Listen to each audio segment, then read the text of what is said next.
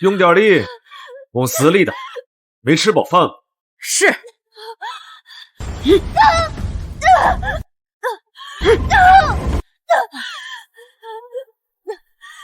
君，你为什么要这么对我？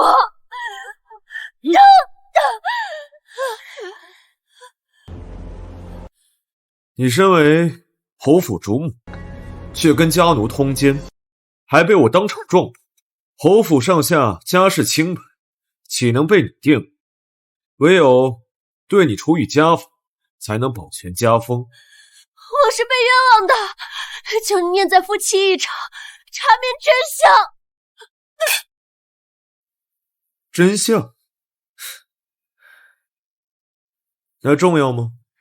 你什么意思？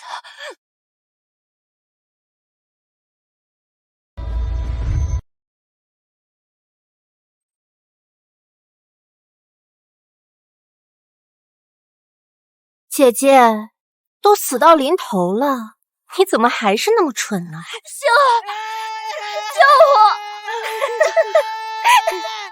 姐夫，他多可笑啊！他与人通奸是我想出的好点子，他竟还说求我救他。星儿，我是你的姐姐，你为什么要对我这样？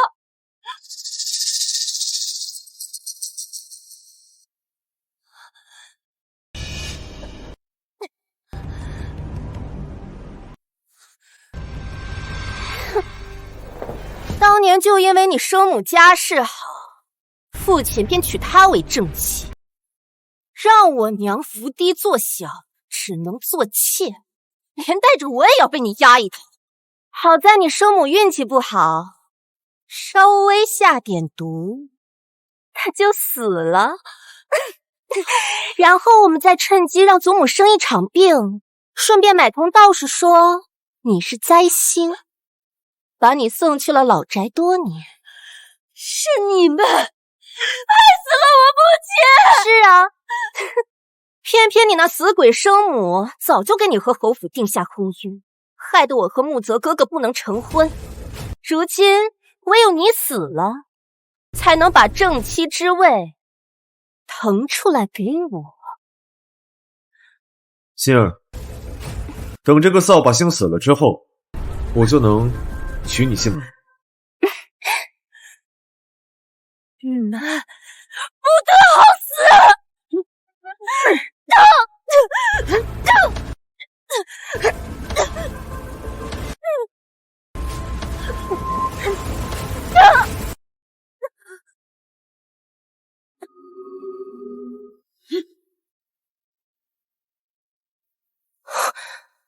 我这是死了吗？世子，他咽气了。这么快就断气了，便宜他了。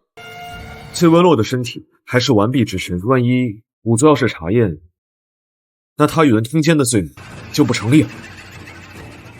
怕什么？待会儿找人破了他的身子不就好了？我记得你那个树弟不是一直惦记着崔文洛吗？这具还热乎着的尸体，他应该不会嫌弃吧？你说的对。来人，把崔文洛的尸体送到我弟弟的屋里，让他玩去吧。是。走吧。李木泽，崔星儿，我曾化作厉鬼，也不会放过你们。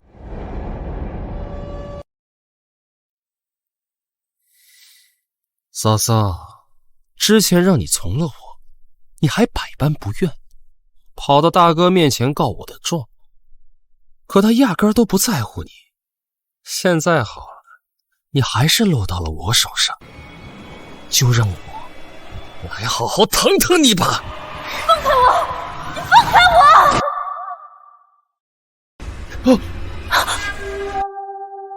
三哥，他怎么来了？你是什么人？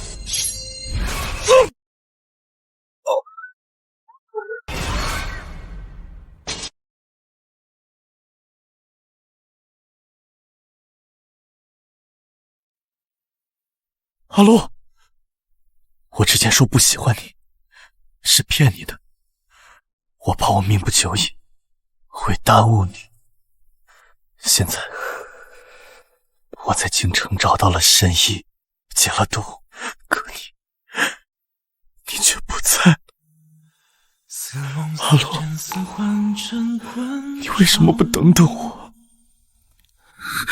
一人一眸，一瞬定格最终。时空交错或分锋，是我对不起你，我带你离开这里。烛影同行，云端相共。一痴一爱一恨，虚妄难悟。殿下，良心不沉，侯府的人全部抓了，如何处置？都杀了。人间幽暗的书封。此事做仅仅为求功夫，祥云白首，从前你最喜欢的就是银杏树，你看这些花开得多好啊，你很喜欢吧？阿龙，黄泉路上你别怕，我来陪你。我心如今蓝不移。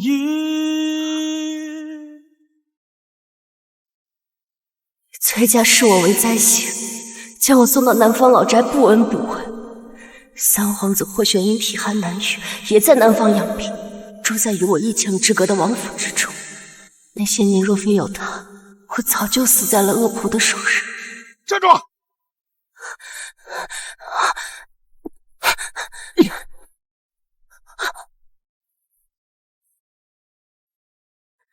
我以为他不爱我，赌气之下回京跟李牧则仇，谁知却葬送了我和霍玄的性命。三哥，若有来世，我一定让仇人血债血偿，改变我们的结局。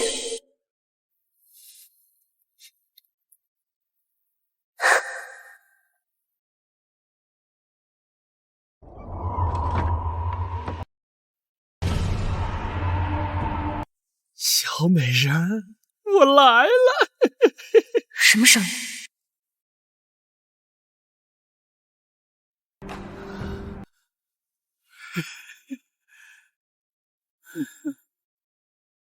滚开！你是什么人？小美人儿这么快就醒了，也好，醒了完更带劲儿。我想起来了，在回到崔家之前，这个男人潜入老宅，差点玷污了我，我用尽全力打伤了他，方才逃脱。我不是已经死了吗？难道我重生了吗？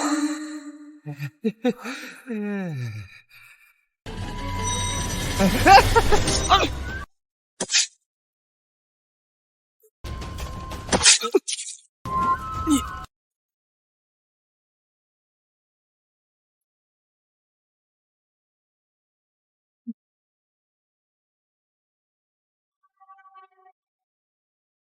看来是老天有眼，给了我重活一世的机会。冤有头债有主，前世他们欠我，是时候还了。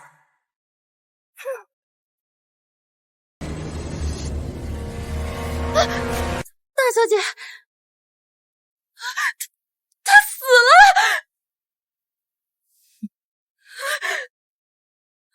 嘘，你的声音太大了，吵得我耳朵疼。大小姐，你怎么能杀人呢？要是让相爷知道了，你可就惨了。你那位相爷，怕是没有机会知道了。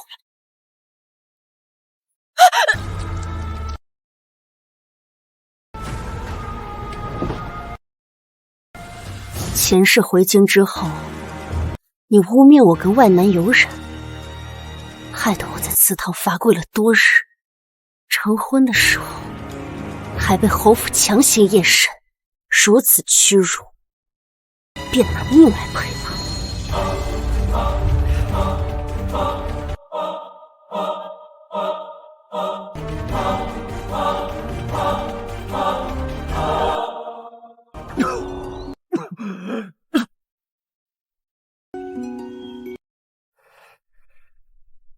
崔大小姐，殿下说不想见你，你怎么又来了？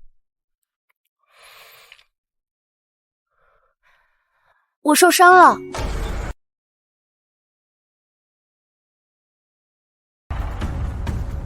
哪里受伤了？何人伤了你？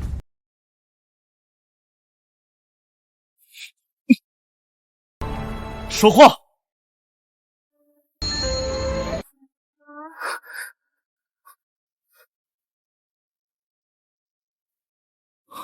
那个，属下想起来有人约我喝酒，我先走了。你一个未出阁的女子，抱着我成何体统？还不快松开！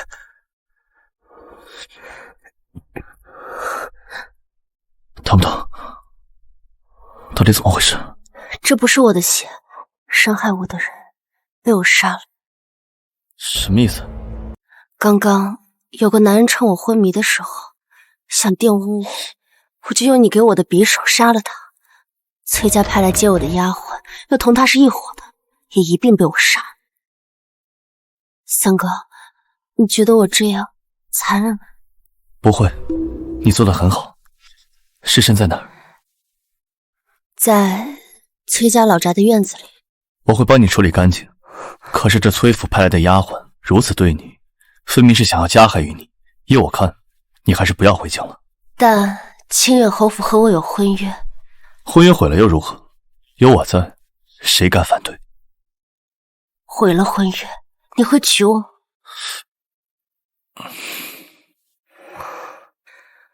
我肯定是要回京城。崔文洛，你先听我把话说完。我做了一个很长的梦，梦里我嫁给了李木泽，但他早就跟我的二妹崔馨儿暗通款曲，还给我加上了通奸的罪名，害死了我。我还知道我的母亲就是被崔馨儿母女害死的，我的灾星之命也是他们给我安上的，所以我要报仇。三哥，你会帮我吗？好。你就这么答应了？你不怕我是胡言乱语吗？你想杀谁都可以，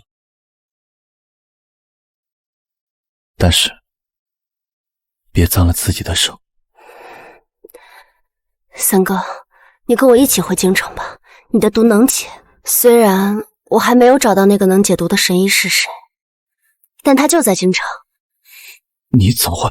我怎么会知道你中毒？我还知道你不喜欢我，都是骗我的，所以你休想摆脱我，你休想摆脱我。谁说我喜欢你了？我只是把你当做妹妹罢了。哦，收拾好东西，明日一早我们便回京。你答应回京城了？我只是在南方住腻了，想要回京城待一段时间，并不是为了你。好，好，好，不是为了我，我在你的心里微不足道，行了吧？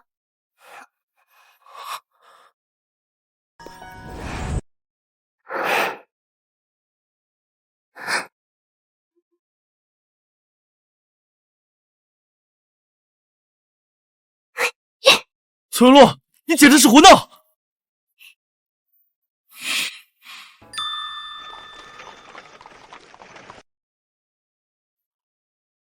三哥，回京之后，你是不是就要住在宫中或者王府了？都不是。那你住哪儿？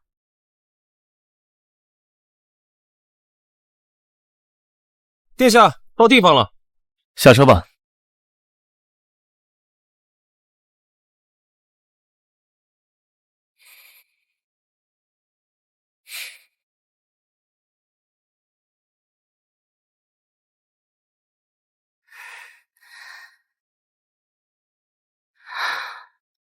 这里就是你的府邸吗？可我怎么看着有点眼熟啊？崔大小姐，眼熟就对了，那儿就是崔府的隔壁。隔壁？三哥，在京城的时候我们也是邻居吗？可我怎么听说这个宅子是个江南富商在京城置办的，常年空着无人住。崔大小姐，这是得知您要回京，殿下紧急为您置办的一套宅子。你不说话，没人把你当哑巴。哦，原来是这样啊！看来三哥很想和我做邻居嘛。阿洛，我为你安排了个武艺高强的婢女，关键时刻，她可替我护你周全。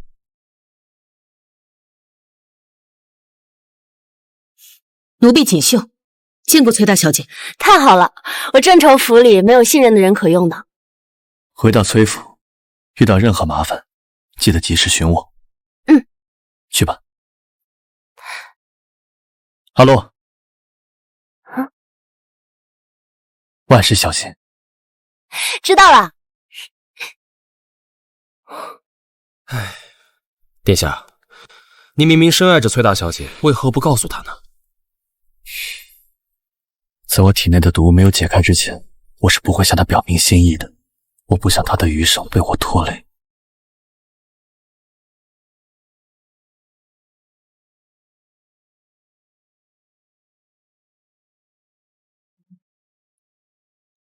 你们是什么人？来相府何事？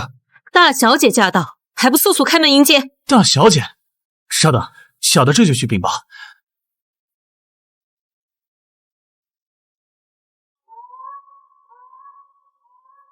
娘，你派出去的人能得手吗？不管他得不得手，只要有翠儿在，我都会让他名声尽毁。说的是。走吧。大小姐到！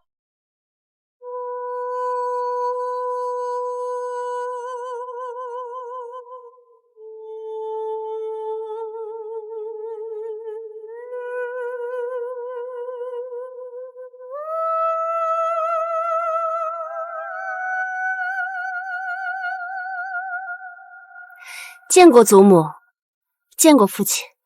奴婢见过老夫人，见过崔相。崔文洛，我娘她也是你的长辈，你怎么不给她问安啊？父亲，我是相府的嫡长女，需要给府里的姨娘问安吗？从前好像没有这个规矩啊。你说谁是姨娘呢？我娘她是正头夫人。阿洛，你母亲过世之后，府里需要新的主母操持事务，我便扶了柳氏做正妻。往后你要叫她一声母亲。哦，原来是被扶正了呀！那真是恭喜柳姨娘，不，柳夫人啊！星儿，莫要任性。你姐姐既然回府了，日后你们姐妹必定同气连枝。是啊，星儿，听话，日后要跟你姐姐好好相处。阿洛，你身边这个婢女看似眼生啊。哦，她叫锦绣，是南方老宅里一直伺候我的丫鬟。哦，那翠儿呢？她不是去接你去了吗？怎么没看到她人影呢？她呀，说是跟马夫两情相悦，两人私奔了。不可能，翠儿怎么可能会与人私奔啊？定是你对她做了什么。不是私奔，两个大活人怎么可能凭空消失啊？父亲啊，我与翠儿无冤无仇的，怎么可能会害她？也不知道她是谁的丫鬟，这么没规矩，如此辱没相府的门楣。翠儿原先在我跟前伺候，我看她机灵懂事，这才派她去接阿洛，没想到竟会出这样的事情，我自省。好了，一个丫鬟跑就跑了，不足挂齿。阿洛，你舟车劳顿也辛苦了，先回房休息吧。是，女儿告退。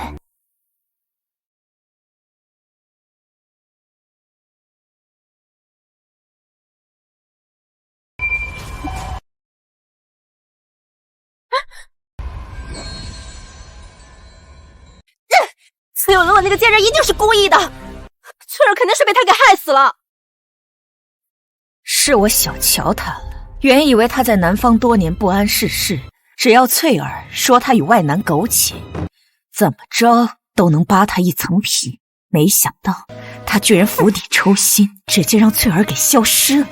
这翠儿可是您一手培养起来的亲信，这笔账不能就这么算了，我们一定要让她付出代价的。她的容貌和她母亲当年相比更是美貌，李慕泽见了她，未免不会心动。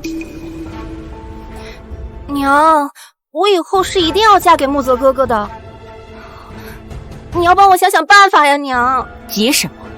如今他都已经回府了，你还怕没有机会对他下手呢？只要找个人偷走他的贴身衣物，随便塞到哪个男人的手里，那他和男人苟且的事也就百口莫辩了。还是娘你有办法。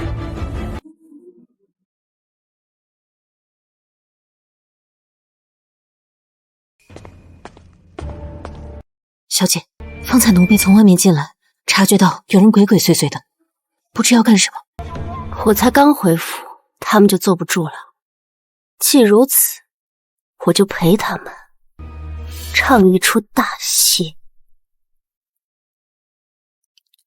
锦绣，我许久没有回家，对府里的各处都不太熟悉，你陪我到处走走吧。是，小姐。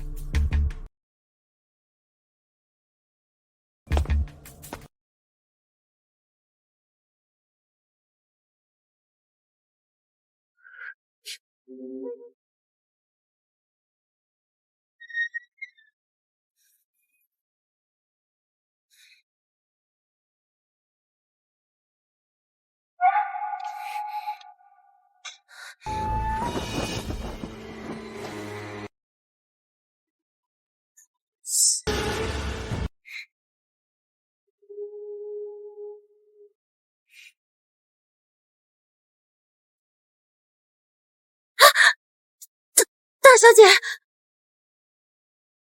你来我房里做什么？奴婢来替您打扫房间。你手里拿的是什么东西？没什么。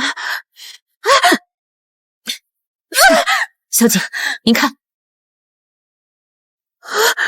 原来打的是这个主意。不是，府里遭了贼人，可不是小事。锦绣，将此事传扬出去，务必让所有人都知道。是，小姐，饶了奴婢吧。何事闹得沸沸扬扬，上上下下都在议论。姐姐怎么一回来就闹得家宅不宁啊？难怪大家都说你是灾星，克死了自己的生母。星儿，不得胡言，我又没说错。阿洛，你这是在做什么？祖母，这家奴在我房内行窃，人赃并获，被我抓到了。依相府的规矩，必须严惩。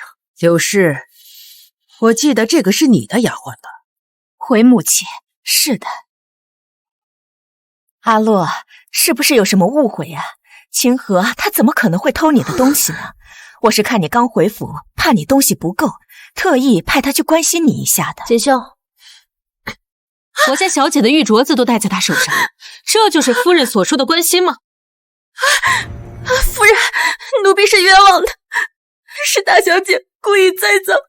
身为家奴，不仅偷盗，还敢攀咬主子，我看啊，你是不见棺材不落泪。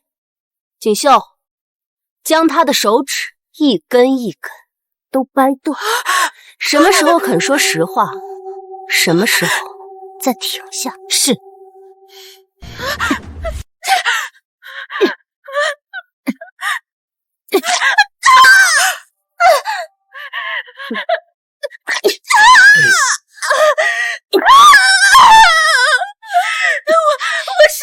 我说，是夫人吩咐我来大小姐房中打肚兜的，奴婢只是奉命行事啊。柳夫人，是这样吗？你这贱婢，你胡言乱语什么呢？我怎么会无缘无故的让你去阿洛的房间偷拿他的私物呢？母亲，老爷，这丫鬟偷手镯，证据确凿，理应处死，给阿洛赔罪。来人，把他给我拖出去！杀他，何必这么麻烦？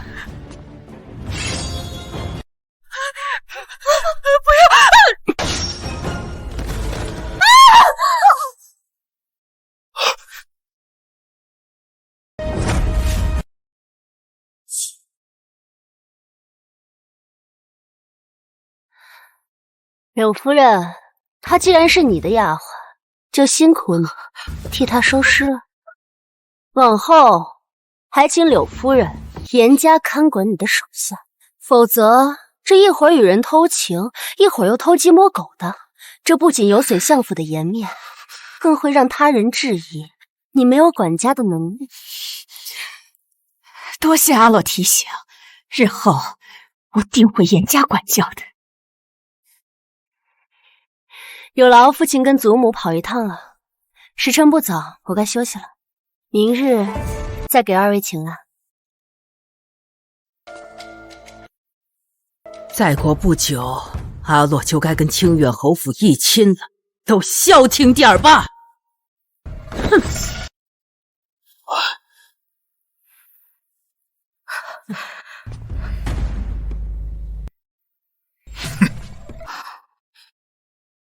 母亲，他竟敢当众行凶！他就是故意的。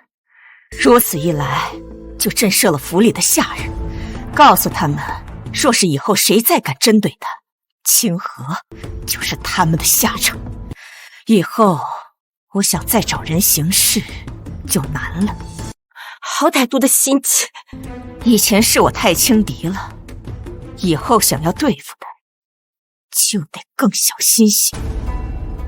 小姐，那对母女2次在你手上吃瘪，短时间内应该不会有胆子来找您麻烦了。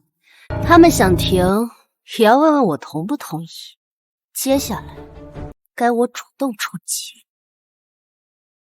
锦绣，你帮我去找三哥来，就说我有事情找他帮忙。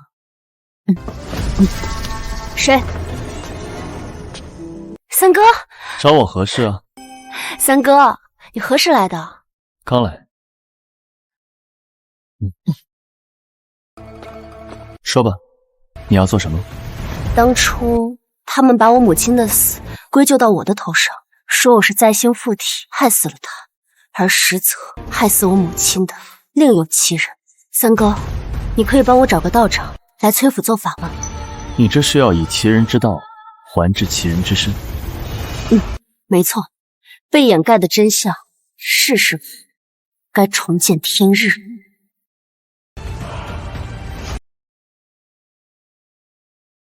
祖母、父亲，母亲的忌日快到了，我想请一位道长来府上为母亲做法，还望你们应允。你母亲都过世多年了，何必再折腾这些事？父亲此言差矣，祖父也走了10余年，您不也经常去祭拜他吗？可见孝道不分早晚，而是咱们崔家一脉相承的家风。况且您发妻离世后这么久，您还愿意为他做法事，世人也会赞颂您有情有义，不忘本心呢。好吧，那便依你。老爷，阿洛对京城不熟悉，这请道士的事就由妾身来安排吧。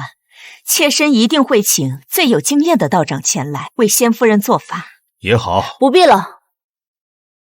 父亲，女儿已经同天华观的徐道长说好，由他来主持法事，就不劳烦旁人费心了。天华观徐道长，可是经常进宫、深受太后娘娘信任的那个徐道长？没错，正是他。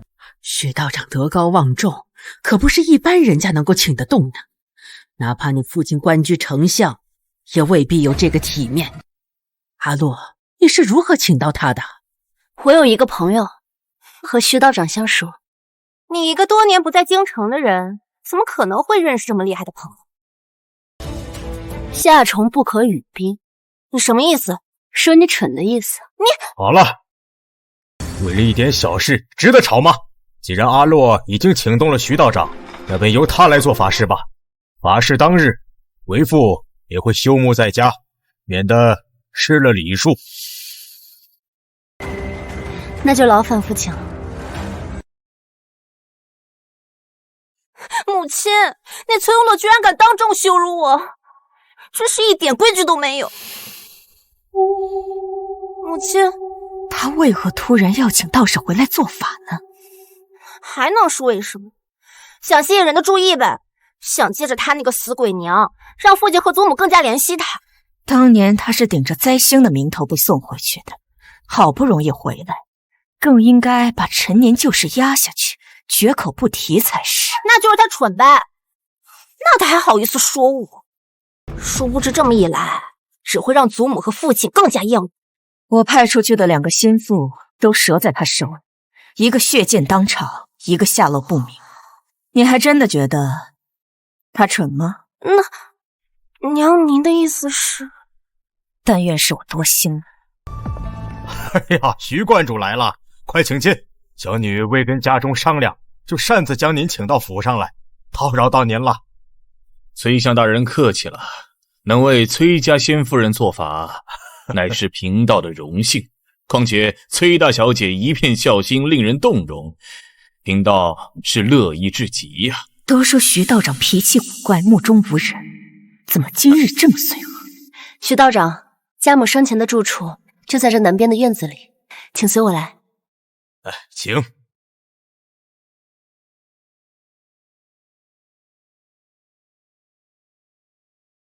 道长，这是家母的牌位，一直供放在此处。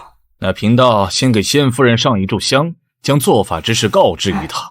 道长请。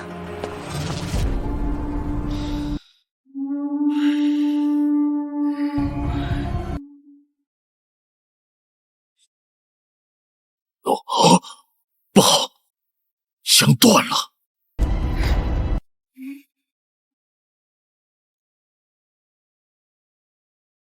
不好，这香断了。道长，这发生何事了？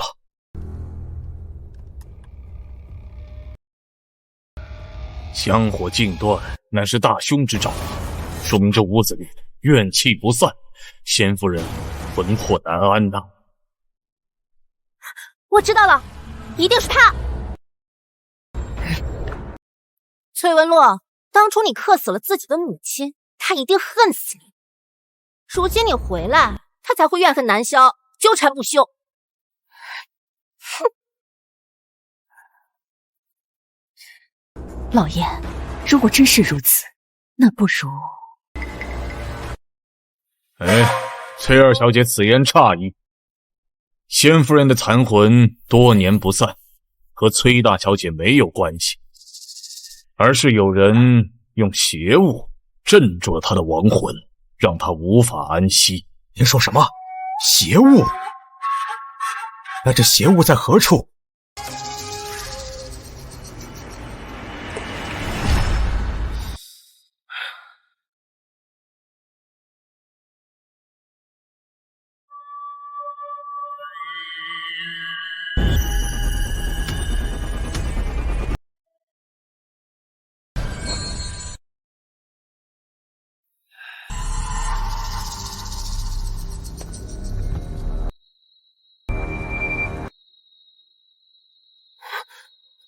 母亲，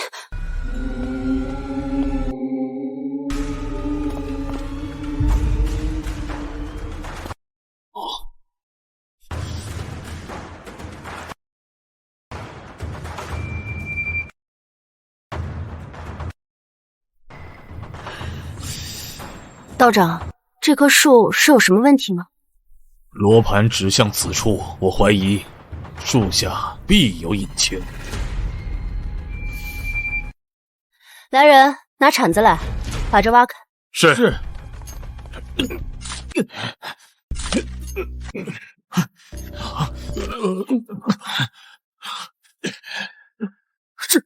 这是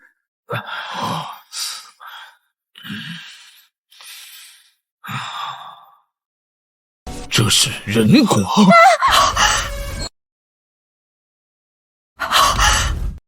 这院子经年无人居住，家宅之内怎么会有这么多人骨？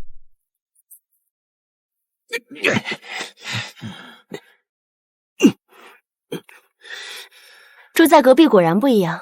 三哥如今来崔府，如入无人之境。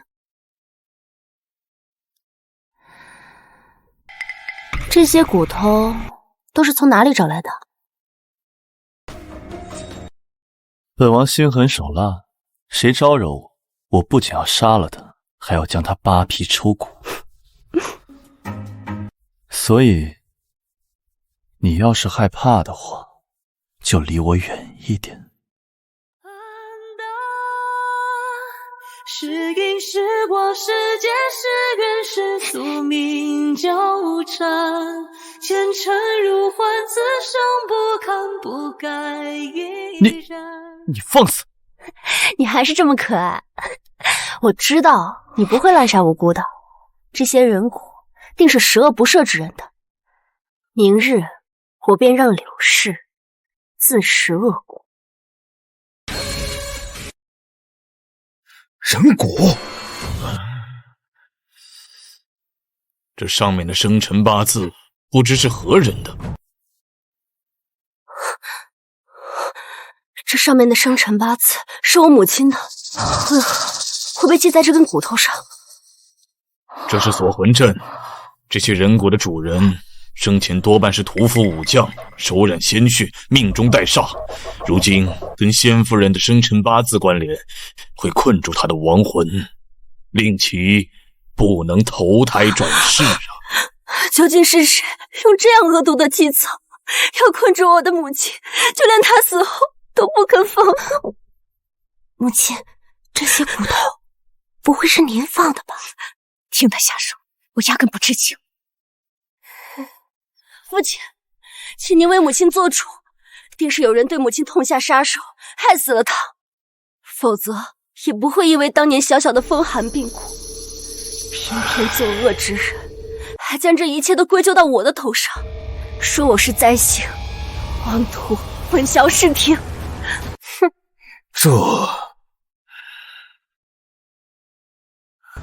阿洛，灾星一事是天华观的另一位道长亲口告知我们的。天华观的道长法力高深，我们自当听信。说崔大小姐是灾星的是哪位道长？这就记不太清楚了。我记得，他姓邱。哦，天华观只有过一位邱道长，几年前他滥用邪术出了人命，被我知晓后将他逐出道观。此人心术不正，还望崔相国和夫人莫要轻信此人。邪术？那会不会这锁魂阵就是拜他所赐？不是没有可能。柳夫人，没记错的话，这位邱道长就是您请到府上的吧？崔文乐，你胡说什么？休想污蔑我母亲！老爷，妾身冤枉啊！妾身一直尊敬仙夫人，您是知道的。道长，这锁魂阵可有办法化解？而今锁魂阵已破，但仙夫人残魂不散，怨气弥留，只能设法安抚，否则于崔家家宅不利。轻则霉运不断，重则家破人亡。那如何安抚？若能找到始作俑者，令其在仙夫人牌位前跪满749天，日日忏悔，或许能使亡魂消散。始作俑者？道长，可有那位姓邱的道士的下落？哎呀，自从他离开天华观后，就下落不明了。哟，那还真是可惜了。若非当初柳夫人引狼入室，也不会给崔家招致这样的祸患。这件事你难辞其咎啊。父亲，崔文洛与这许道长相识，谁知道他们是不是串通好故意给母亲泼脏水的？您万万不能听信他们的一面之词啊！当初那位邱道长声称我是灾星，崔家因此将我送去南方多年，怎么无人怀疑那也是他的一面之词啊？许道长道高德少，太后都对他十分信重，你如此抹黑，还有规矩吗？况且这院子长期无人居住，却挖出这么多的白骨，证据确凿，还能有假？星儿，不得对道长无礼。阿洛，我知道你心里埋怨我们，当初你母亲病故，老夫人又跟着生病了，我们也是没办法。昔日女儿为了不给家中惹祸，独自在南方居住多年，女儿无怨无悔。但今日方知责任不在我，作恶的另有其人。如果放任下去，怨气不散，崔家不得善终啊！那依你所见，该当如何？此事因柳夫人而起，有因才有果，不如让柳夫人代替姓邱的道士，在我母亲牌位前跪足七七49日，以此赎罪吧。阿洛，我好歹是你的长辈，你怎么能这么歹毒啊？我这么提议都是为了崔家好，宁可信其有，不可信其无啊。父亲，我不是才情，我没有害死母亲，请您相信我，不要让我走。阿洛，听话，你是崔家的大小姐，不能只想着自己，不顾崔家其他人。既然道长已经说了，自有他的道理，宁可信其有，不可信其无啊。父亲，父亲，你不要让我走，父亲，父亲，你不要让我走，父亲，不要让我走，父亲。柳夫人，你如今已经是正妻了，应该不会只顾着自己，不为着崔家的满门兴衰吧？崔文洛是故意的，他是回来找我报仇的。那既然道长也说了，这是化解怨气的办法，就这么办吧。刘氏，你先准备一下，从明日起往后49天就来这里。老爷，妾身还要操持家务，若耽误了这么久，那府上上下不就乱套了吗？啊，不如这样，之前是妾身身边的刘妈妈向妾身推荐的邱道长，这49日不如让刘妈妈代替祭拜，您看如何？也不是不行，只是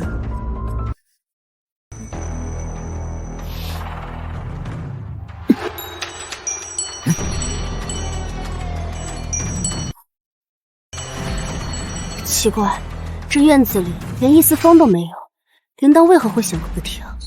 莫不是母亲在回应着什么？这铃铛怎么突然响了？难道真是何时的亡魂尚在？道长，可否请您解惑？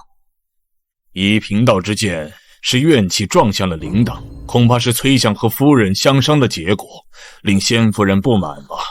柳夫人，看来您身边的这位刘妈妈似乎难以平息怨气，还得您亲自来才行。父亲，您说呢？阿洛说的对，此事宁可信其有，不可信其无。刘氏，你就不要找人代替了。是，此事虽错不在妾身，但为了家宅平安，妾身愿意承担一切。柳夫人到了母亲的牌位前，可千万不要再说这些推脱责任的话了，切记心诚则灵。至于这府中的事务，父亲，女儿不是回来了吗？往后若要嫁人，也是要做当家主母的。柳夫人不便之时，女儿可代替掌家，也当提前积攒经验。有你祖母坐镇，这府中事务定不会错乱了，岂用得着你一个孩子操心？崔少官至丞相，聪慧绝伦，岂会猜不到当年母亲的死和我被送走的事都与柳氏有关？可他却如此提防我，分明是要维护柳氏。徐道长，今日之事做得不错，这是给你的赏赐。殿下客气了。昔日天华观弟子无德，害得崔大小姐在外流落多年，今日贫道所为只不过是拨乱反正，怎敢领赏邀功啊？收下吧。本王知道徐道长是一个正直良善之人，帮着本王编排故事，属实是难为你。那就多谢殿下了。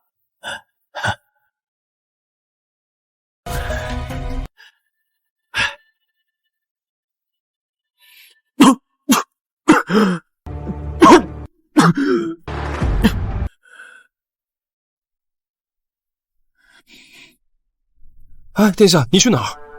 我去看看。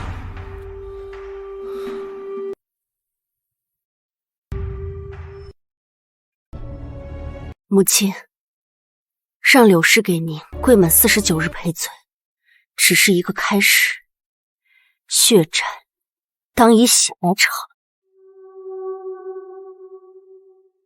谁？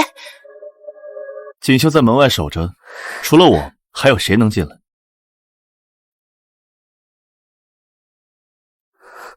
三哥，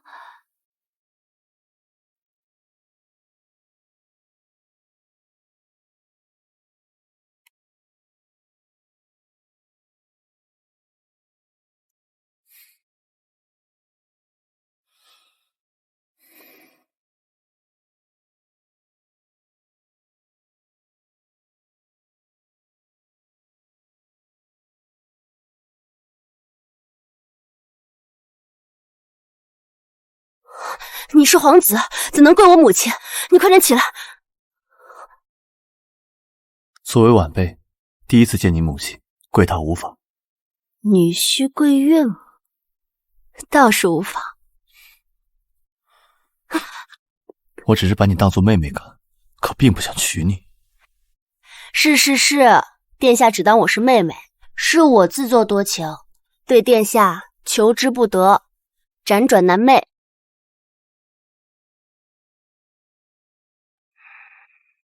母亲在天之灵，求母亲保佑我，早日捂热殿下这颗冷硬如石的心，祝我和他早日修成正果。不准胡说！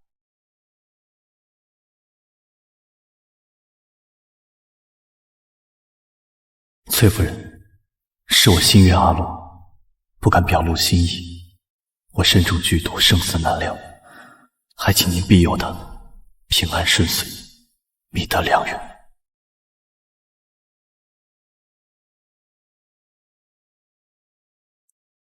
我回京的消息，清远侯府一定知道，过不了多久，他们就该来提亲了。你可有对策？需要我帮忙吗？我也有对策，且需要你的帮忙。每年立春，皇家别院便会开设春日宴，年轻的高门子弟都会相聚到此，饮酒作诗，闲聊赏花。倒是有所耳闻。你是要去吗？我收到了请帖，李木泽跟崔杏儿也会去。那你需要我做什么？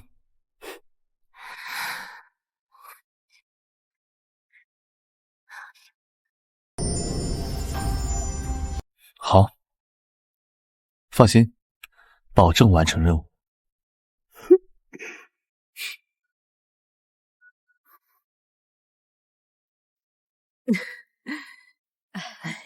好久不见啊！这酒真不错。是啊，你的气色还是一如既往的好。好美的女子啊！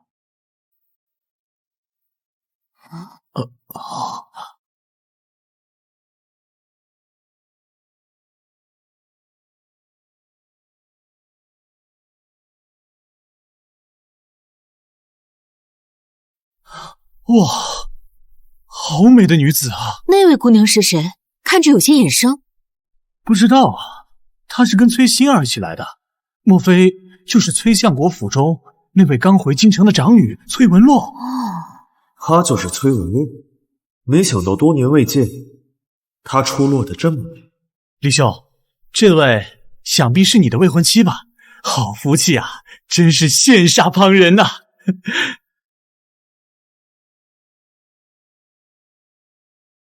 妹妹，你是在看我的未婚夫吗？他可是你的姐夫，你如此眼巴巴地看着他，叫外人看了去，还以为你们二人有私情呢。你胡说什么呢？我什么时候胡说了？清远侯府世子跟我早已有婚约，他可不是你能觊觎的，更不会喜欢你，他只会在意我这个未婚妻。你如此不得体地盯着他看，僭越，我算什么东西？他才不会喜欢你呢！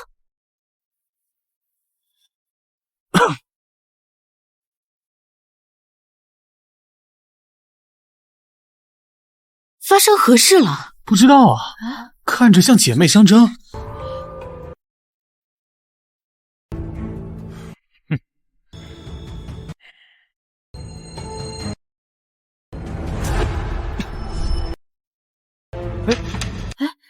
这是什么东西啊？什么话呢？世子，你的东西掉了。世子爷，抱歉，刚才不慎撞到你了。这是从您身上掉下来的东西，还请拿好。哎呦，这皇上是谁呀？世子爷，这画上的女子是您的未婚妻吧？听闻崔大小姐回京了，想来两家的婚约也是提上日程。提前恭喜世子爷哈！哎，不对啊，这画像上的不是崔大小姐，而是崔二小姐。世子爷怎会随身携带崔二小姐的画卷？真的呀，这是换人了。这不是我的画像，我亲眼看到从您的袖中掉出来的，这还能有假吗？我并不知情。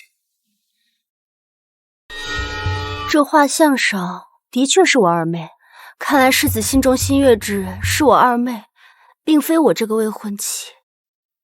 崔大小姐，我并未移情别恋，这话至于从何而来，我也毫不知情。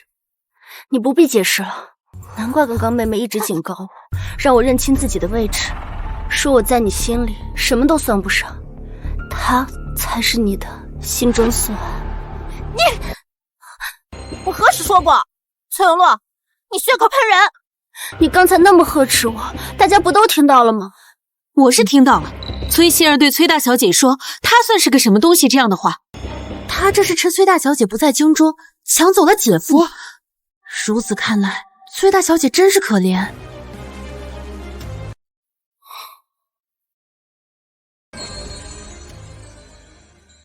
我并非强人所难之人，既然你们二人心意相同，互相爱慕，我便退出，成全你们。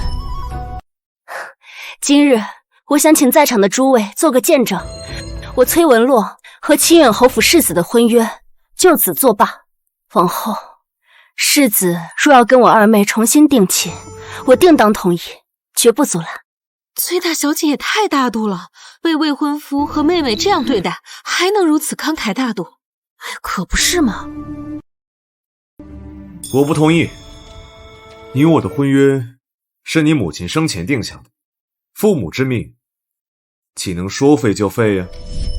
我母亲如今已经病故，现在是由二妹的生母柳姨娘扶正掌家。柳姨娘跟二妹多次在家中称道世子贤德高雅，堪为良配。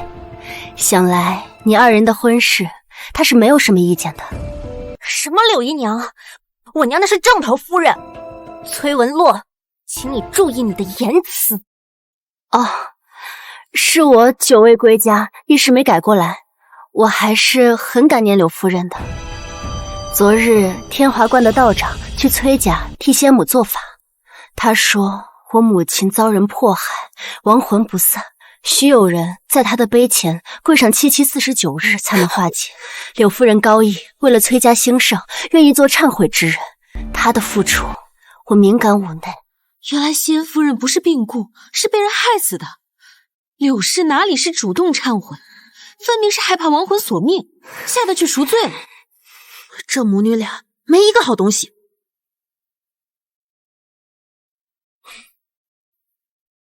他倒是一点亏都不肯吃。好你个崔文洛，你少污蔑我娘了！待会儿回府里，我就告诉祖母跟父亲，让他们扒你的皮。妹妹，姐姐是说错什么了吗？柳夫人现在就在我母亲的秋兰院跪着，我若造谣，天打五雷轰。二小姐怎么走了？气急败坏了。崔大小姐，世子还有何事？我不同意解除婚姻。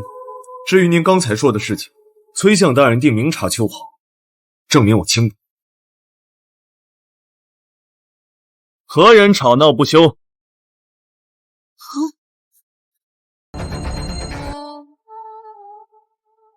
何事吵闹不休？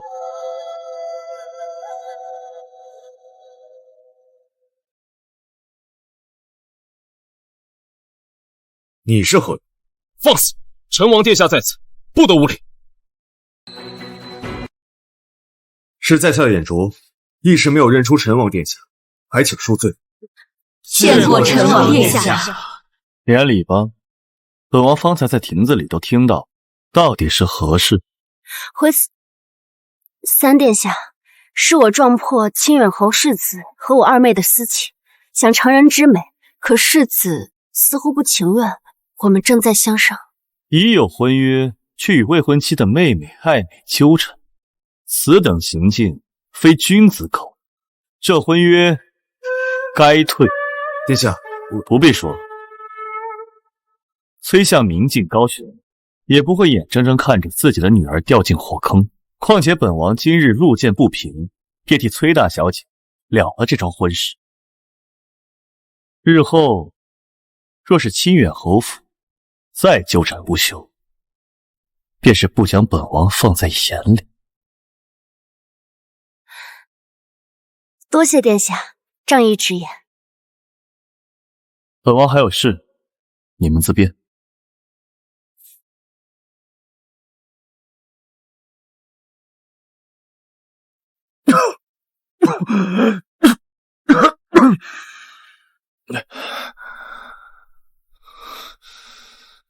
幸好我今日替他解除了婚约，不然我这副身体不知能撑到何时。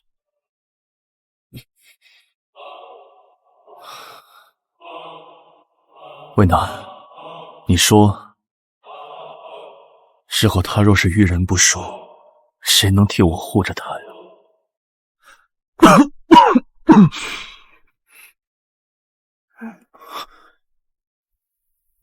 你怎么来了？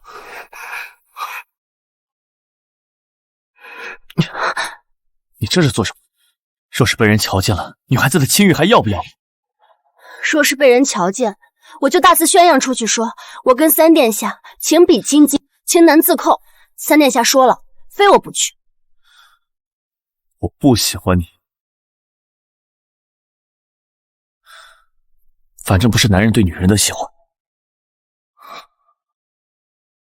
我的话是不是太伤他的心了？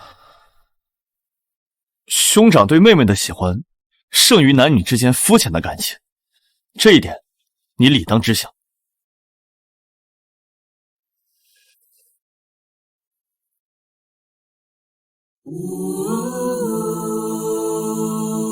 三哥，你一定能解毒，早日恢复健康。不论多难，我都会陪着你。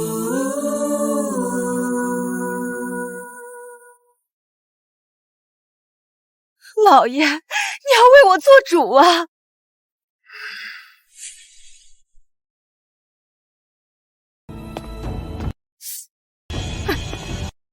孽障，给我跪下！这是发生了何事啊？何事？妹妹说你在春日宴上当众悔婚，还诋毁柳氏，让人以为是她害了你母亲。在你眼里，还有我，还有崔家吗？老爷，如今外面谣言四起，妾身不想活了。阿洛，我到底哪儿得罪你了？自打你回府之后，就处处针对我，现在还要坏我和你妹妹的名声。我还以为柳姨娘会感激我呢。二妹和世子早有私情，我当众退婚，才好换二妹嫁过去啊。这婚约不能换人。祖母，这是为何？传出去，外人会非议我们崔家苛待长女，家风不正。你父亲在朝为官，最是需要文人清流的支持，不可失了风骨和名声。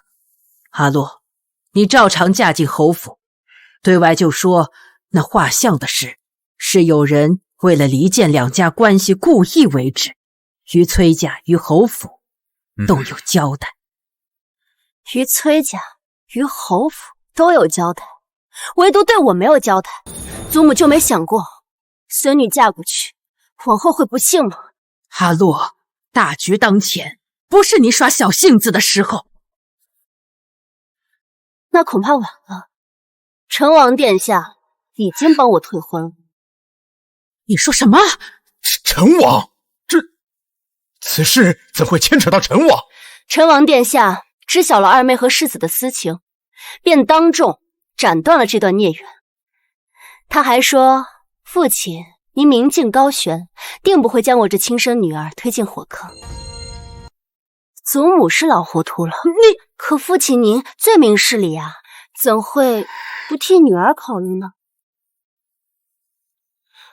既然陈王殿下都认定这是一桩孽缘，想来此事错在心儿和世子。父亲，你可愿嫁给李慕泽？我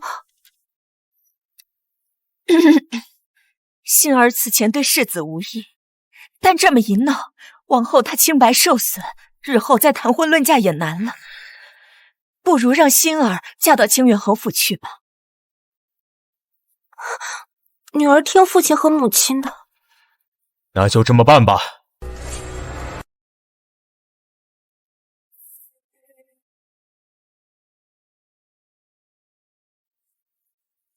母亲，我就说崔文洛是个蠢货吧，居然将这么好的婚事推给我。他这么做到底是为什么？连我都搞不懂。难道真的是我高估他了？他竟为了一时的义气，就舍弃了嫁进侯府的机会。未了婚的女子呢，定会遭人嫌弃，往后她就只能嫁给商贾小吏，而我会轻而易举的将她踩在脚下。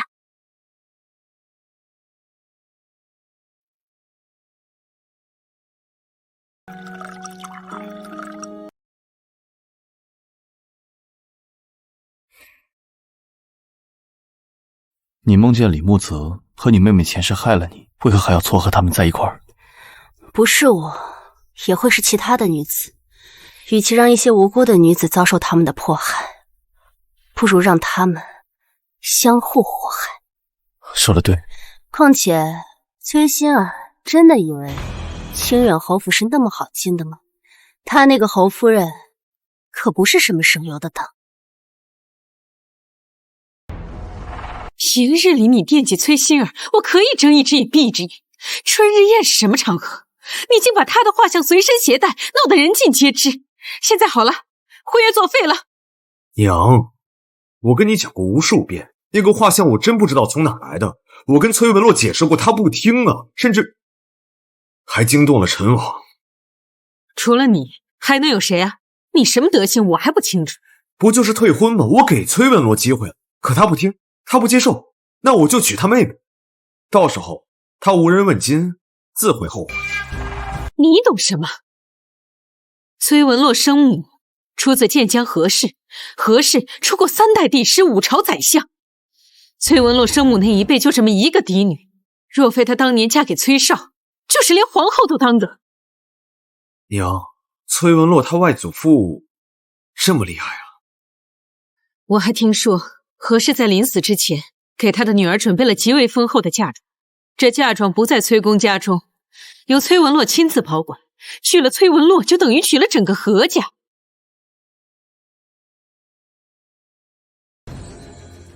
那嫁妆的事根本就是子虚乌有的。何家在建江虽是望族，但祖上的官员一个比一个的清廉。建江毗邻西境要塞，常有战事，一旦战起，朝廷拨冗的物资耽误数月，战士们等不起，外祖父便变卖了私产，第一时间送往前线。我出生后不久，京城瘟疫，药价高昂，母亲拿出了几乎所有的家宠，瞒着崔家去置办药材，再由人分发给了京城穷苦的百姓。兼善天下是何府的家风，而他留给我的，实则只有一世藏书。原来如此。可外人不这么认为。在梦里，我跟李慕泽成亲之后，他跟他的母亲一再逼问我嫁妆的下落。我说没有，他们不信，就肆意鞭打虐待我，逼我交出钱财。他们怎么敢？放心，我一定不会放过他们。不过这徒有虚名的嫁妆倒是帮了我，痛失一笔横财，侯府又怎会轻易的让崔心儿过门呢？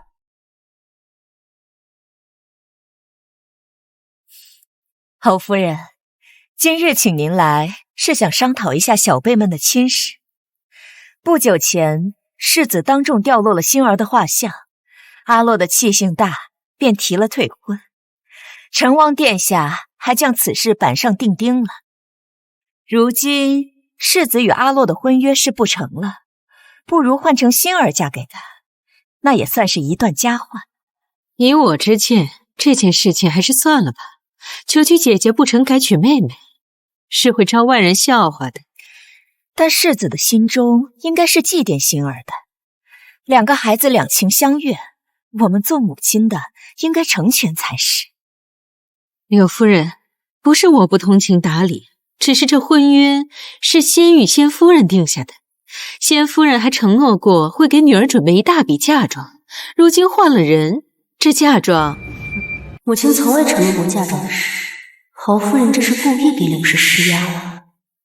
馨儿也是崔家嫡女，她的嫁妆和长姐相比，自然是不会少的。这一点，侯夫人大可放心。是吗？那柳夫人是打算给女儿准备多少嫁妆？侯夫人以为呢？至少5000两。什么？侯夫人，5000两，未免也太多了吧？怎么会呢？若先夫人在世，以建江何家的财力，别说是5000两白银，便是5000两黄金，也是拿得出来的。柳夫人，你要是觉得多，那这婚事就此作罢吧。侯夫人就不怕世子埋怨你拆散她跟馨儿吗？我儿一向孝顺，断不会因为哪个女子就怪罪我这个母亲。我侯府在京中多的是人想要攀附，我李家世代袭爵，可不像那种根基清浅，只有一人在朝为官的门第。上次春日宴，外人早就认定馨儿和世子有私情，若她不嫁李家，再享高家，难如登天。若是我崔家能凑出5000两给女儿做嫁妆，侯夫人就答应这桩婚事了。那是自然，我侯府见到崔家的诚意，岂有不答应之理？好，一言为定。鱼儿养够了。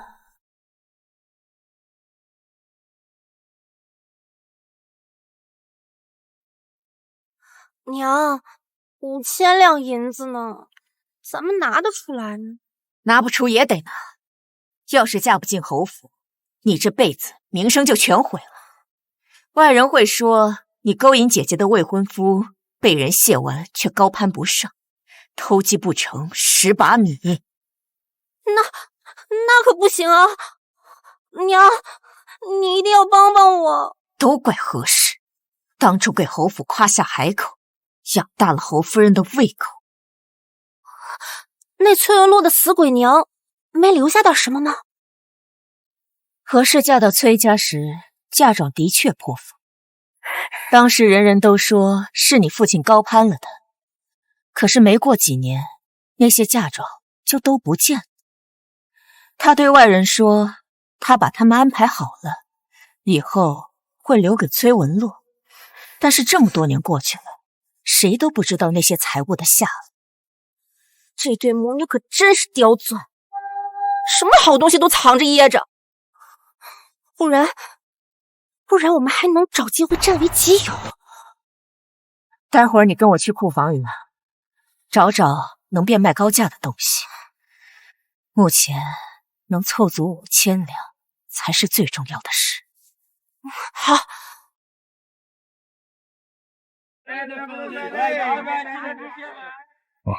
二位，掌柜的，你帮我看一下这些东西能值多少钱？好，这把折扇是前朝的，能值50两。那这玉佩呢？这是一块羊脂玉，但质地一般，能值30两。那你再帮我看看这匣子的珠宝呢？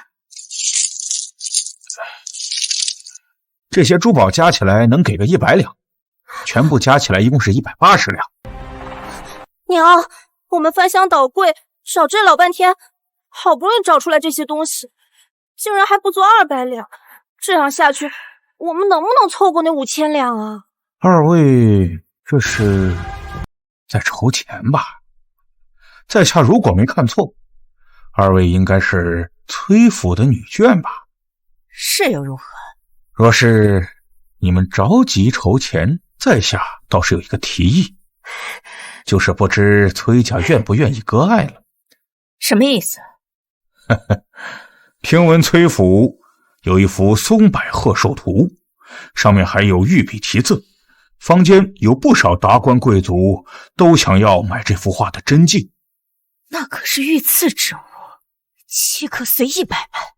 夫人有所不知，御赐之物在民间流通的不在少数，越是稀缺难得，越是有人愿意一掷千金呐。那幅松柏贺寿图，如果拿出来卖的话，能卖到什么价钱？约莫能卖5000两。娘，如果那幅图能拿出来卖，我们是不是就能……只是要让宫里知道了，可能会遭杀身之祸的。陛下日理万机，怎么会知道这些小事？再说了，这买方他也不敢大张旗鼓呀，只不过是为了私自收藏，品鉴自留，传给后人，待100年之后，那会有谁知道这字画传给哪家呀？是啊，娘。容我再想想，我考虑几日再答复你。好，小的在此恭候。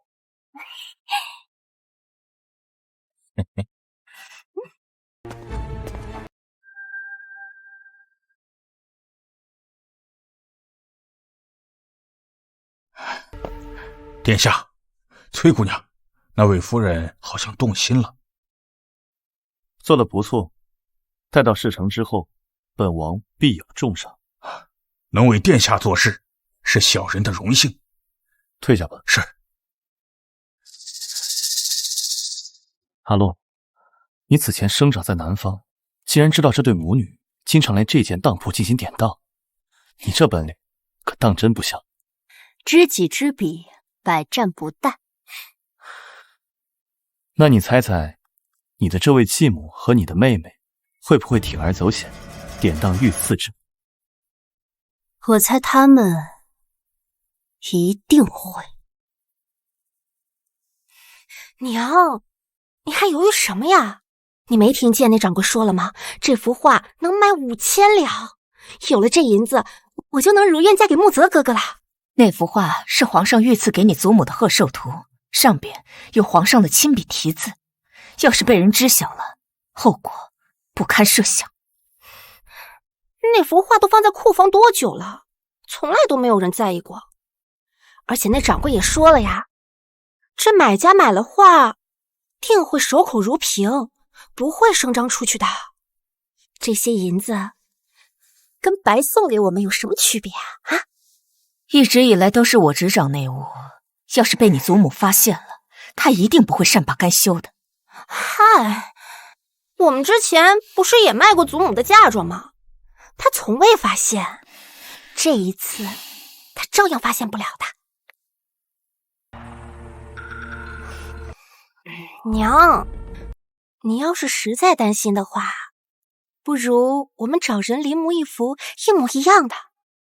祖母她又不通字画，发现不了什么异样来。你这个主意倒是不错，心儿有长进了。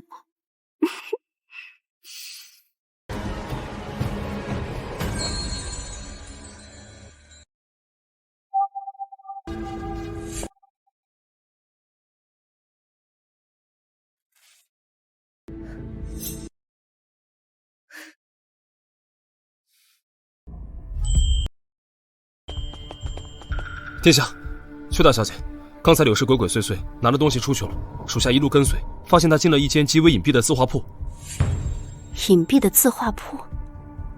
莫非他是想找人画一幅假的？您猜的没错，属下跳上屋顶，把瓦片揭开来偷听。柳氏让那个店铺画的原图一模一样，印章也要一样，让人一眼看不出真假。他倒也不算太蠢，还知道用一副假的来蒙混过关。老夫人就算想看，也未必能看出不一样。连御赐之物都敢作假，还是嫌命太长了？而后他就拿着画找掌柜。起先他还想拿那个画去诓骗掌柜，亏他想得出来。掌柜做这行几十年了，如果连真迹跟赝品都分不出来，那可真是白混。可不是吗？掌柜当即就说这幅画是假的，让柳氏拿回去。柳氏急了，这才说是自己一时粗心拿错了，就把真的拿了出来，给当了。银子给他了，可留下明面的票据。本来是留了的，但是柳氏心虚，特意叮嘱掌柜不要留存票据。没有票据，没有记载，他就等着以后吃哑巴亏吧。三哥，这5000两算你借我的，以后我会让他们连本带息的还回来，全部给你。放心吧，这幅画我已经找到一个大冤种买单了。大冤种？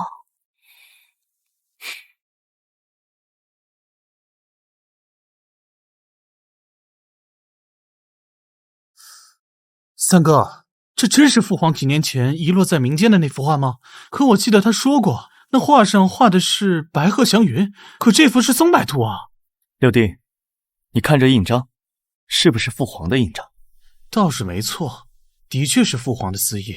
你再看上面的字迹，是不是父皇的真迹？这倒是没问题。六弟，听闻你前几日在怡红楼喝醉了，抱着酒壶在楼梯上痛哭，被不少人瞧见了。言官一致弹劾你放荡形骸，父皇痛斥了你，让你反省，可有此事？真是好事不出门，坏事行千里。父皇寿辰在即，你若将这幅画买回去献给父皇，就说是父皇遗失在外的墨宝被你找到了，父皇一开心，便不会再斥责你了。哎，三哥，这招真有用吗？当然了，我可是你三哥呀，我会骗你吗？好，我相信你。那这幅画你卖给我呗，多少银子？卖给你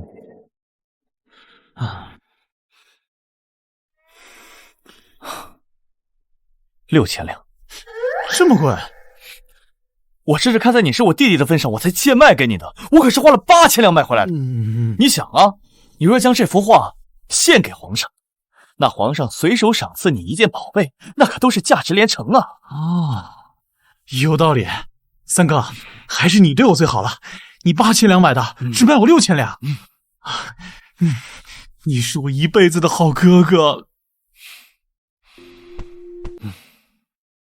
好弟弟。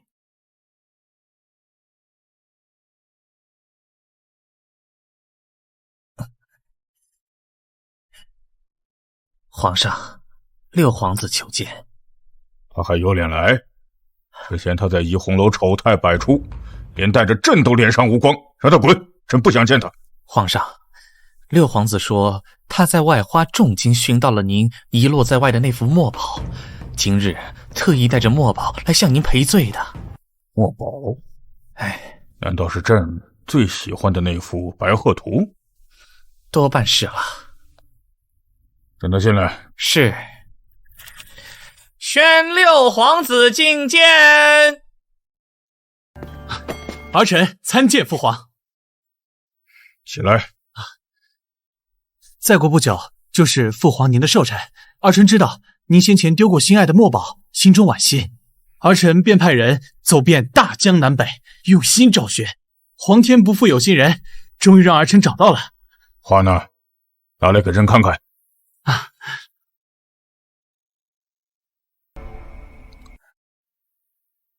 这幅画你从何而来？是儿臣斥重金买来的。花了多少银子？这说。6000两。6000两？朕真没想到，朕的这幅画竟值这么多银两。这可是御笔亲作，普天之下能有资格拥有的人寥寥无几，就算是万金，那也是值得的。好，把画收下吧，你先退下吧。那父皇对儿臣的这份寿礼可还满意？依朕看呢，你的俸禄还是太多了。传令下去，即日起六皇子的俸禄减半，而且无事不得随意出府。父皇，为什么父皇？儿臣哪里做错了？下去。六皇子殿下，请吧。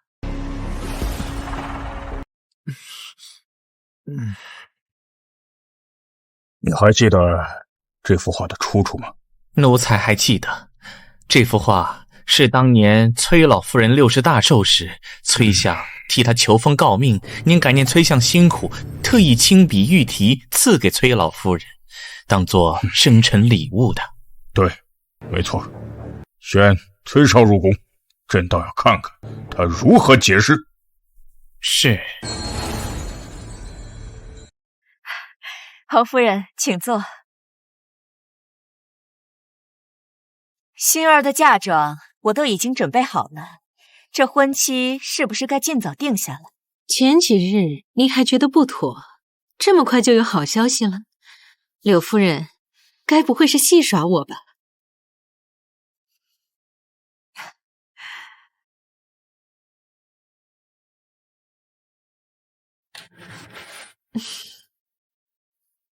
崔相不愧为百官之首，崔家家大业大，财力果然雄厚。我为老爷生了3个孩子，没有功劳也有苦劳。馨儿的2个弟弟平日里都在书院读书，她是我唯一的女儿，我自然是要她嫁得风风光光的。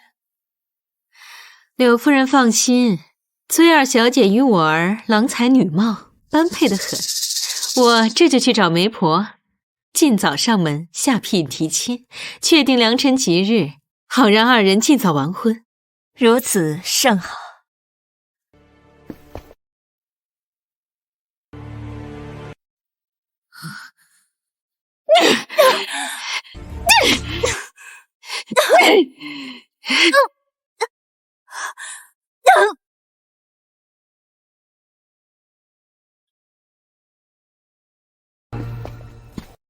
竟敢对我如此无礼！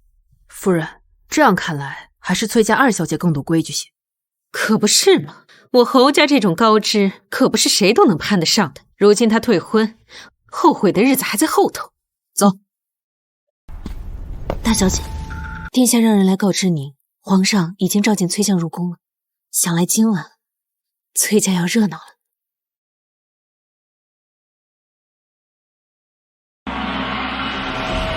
宣丞相大人觐见。老臣崔少拜见皇上。起来吧。谢皇上。不知皇上召见老臣，所谓何事？崔相，可还记得当初你母亲过60大寿，朕亲自作画赐给她的那幅松柏鹤寿图？臣当然记得，皇上亲赐御笔，臣3生有幸。那幅画乃是我崔家镇宅之宝。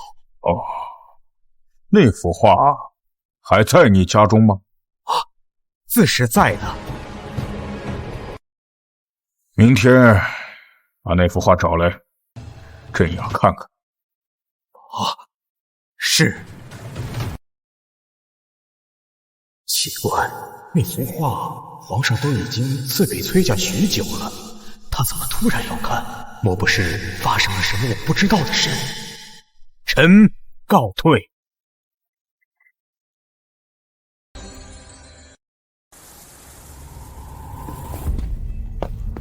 父亲，您回来了。你回来的正好。今日清远侯夫人过府，跟柳氏已经商谈好亲事了。再过不久，侯府就会衔枚下聘，敲定婚期，这可是大喜事啊！哎呀，恭喜2妹喜得良缘了。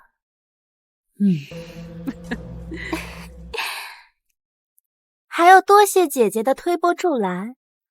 等我成了世子妃，姐姐若是遇到困难，我这个做妹妹的定会帮衬1、2。你们姐妹和睦，这才是正道。成亲的事稍后再说。母亲，当初您被册封诰命，皇上赐给您的那幅松柏鹤寿图，不知您安放在何处了？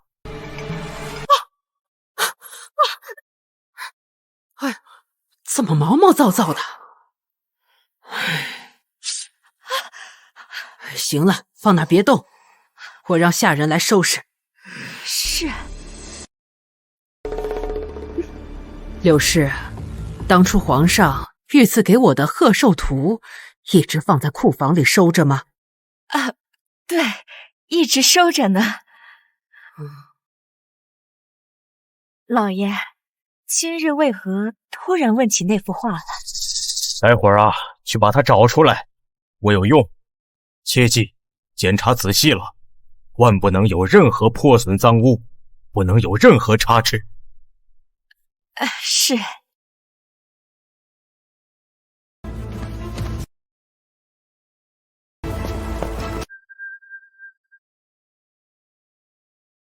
娘，这幅图都放了多少年无人问津了，怎么现在父亲突然又想着拿出来？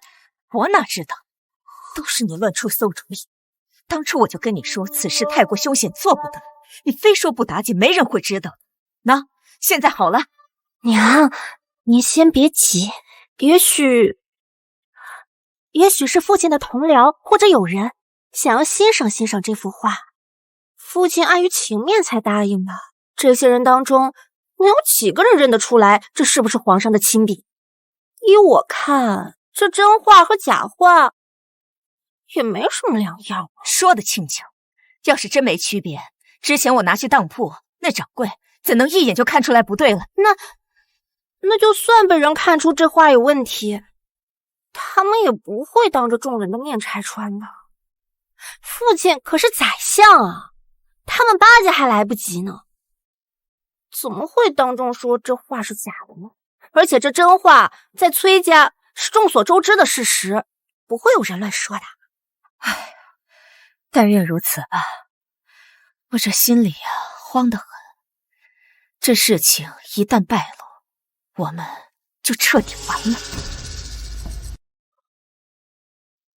父亲要那幅画是做何事啊？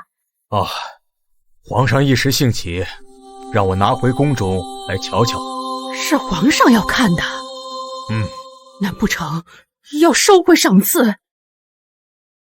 难不成是你在朝堂犯了什么忌讳？怎么会？儿子行事向来谨小慎微，母亲您是知道的，切莫担心啊。这说不定是皇上近日又要作画，要拿旧日的墨宝参考一二，别担心。那就好。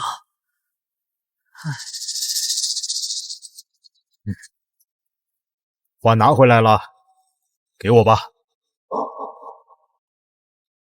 磨叽什么呀？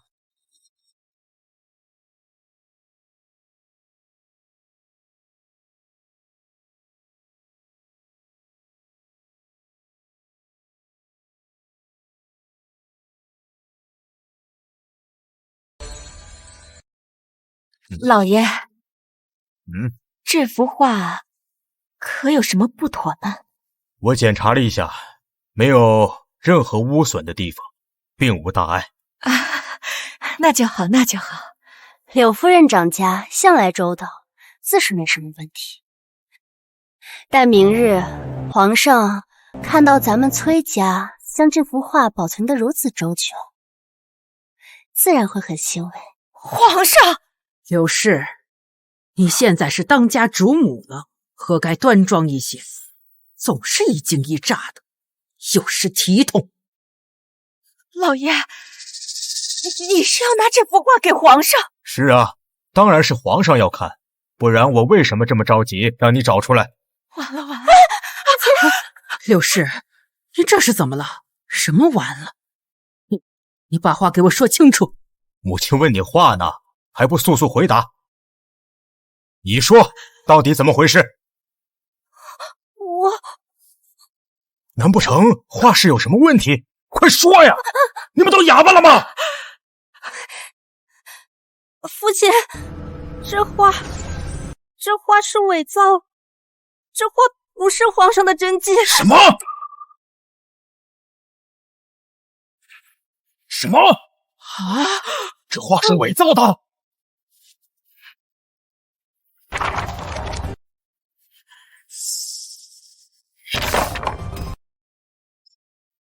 真的呢？那真的去哪里了？啊！你快说，都什么时候了，还吞吞吐吐的？这御赐我的真迹到底去哪儿了？真迹被拿去当铺卖了。什么？你什么？当铺？竟敢拿御赐的话去当了！柳氏，你怎么敢？你失心疯了吧？老爷，母亲，我不是故意的，是清远侯府提出，如果想要让星儿嫁过去，就得凑足5000两的嫁妆。可是这么多的现银，我实在是凑不出来。为了让星儿嫁过去，我才……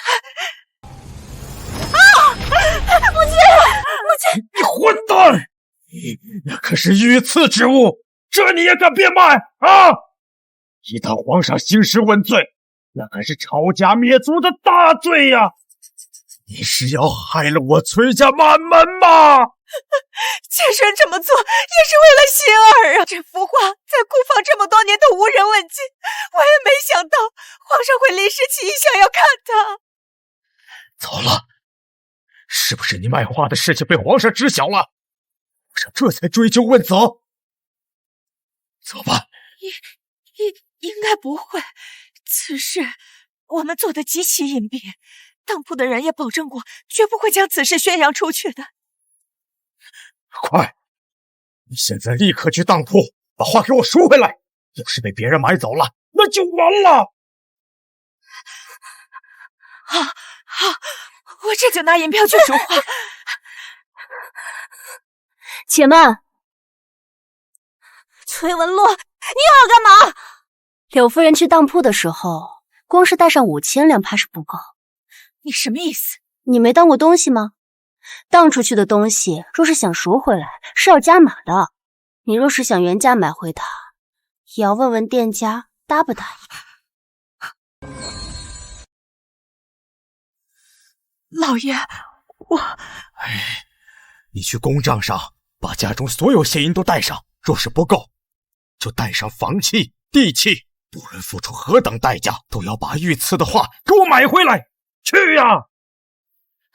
慢着，切记秘密行事，不可声张，万不能将消息泄露出去，知道吗？好，我知道了。快去！哎呦，母亲，没事吧？掌柜的，我前几天卖给你的那幅画呢？我要把它赎回来，快！是您呀，夫人，那幅画您不是已经当了吗？已经有贵客预定了。我马上就准备把它送出去。然后现在说小人不能再把画撕了。不行啊，这不能给别人。这是5000两，一文不少，快把画还给我。夫人，小人打开门做生意也是为了挣钱，那贵人出的可远不止这5000两。放肆！我夫君可是相公，你得罪了崔家，有你后果自知。哎呀，夫人，您有所不知啊，那位贵人也是权贵，小的不敢开嘴啊。什么？倒是比崔家还要显赫的门第。那他出多少价钱？我愿出同价。对方愿意出1万两。什么？真是危言耸听！你该不会是落地起价，故意蒙骗我吧？夫人，您这说的哪话呀？您是相国夫人，我小的哪敢啊？对方真的愿意出1万两。夫人要是不信，我回头把那字画卖了，把那银票给夫人过目。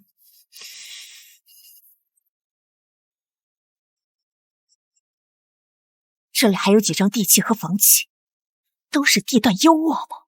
只要你把画给我，这些我也一并都给你。就算是为了夫人您，我去得罪那位贵人。夫人稍等，我这就把画拿回来。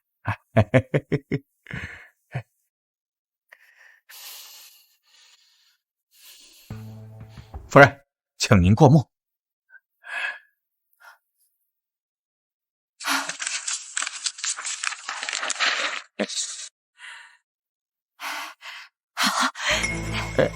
对了，切记，此事天知地知，你知我知，要是泄露出去，我要你好看。哎，夫人放心，夫人放心，慢走。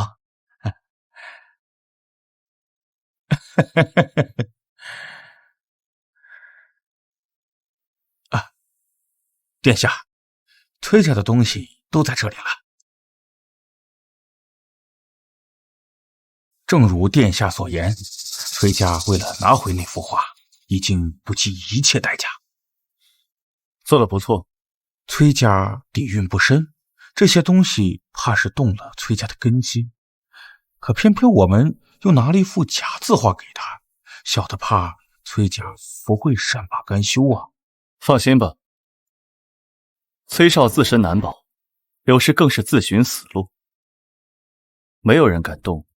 啊，是殿下。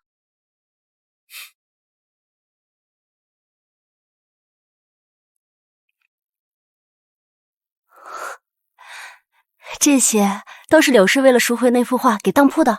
没错，现在都是你的了。这怎么好意思呢？不好意思，那我收回去了。哎，要，有钱不赚，王八蛋！三哥，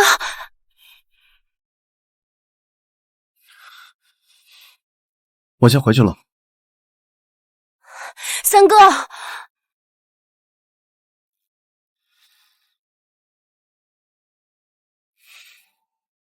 锦绣，我让你查的事情，查的怎么样了？奴婢按照小姐的吩咐，四处找走街串巷的乞丐打听，已然知道千机阁在京城的驻点在何处。传闻千机阁无所不知，无所不能，但要找他们办事，需要付足酬劳。这里是5000两，全部给千机阁，我要他们在1个月之内找到神医的下落。我怀疑能解毒的人，就是当年下毒的人。三哥是在12岁那年中毒的，当时宫中的太医嫌疑很大，是否有人告老还乡，或是被革职查办？他们此时又在何处？我想这5000两能让千机阁给我们一个答案了。是。小姐为了殿下一掷千金，若是殿下知道，他的命我真值重值，千金不换。待他解了毒，我报了仇，我便与他共结连理，相守白头。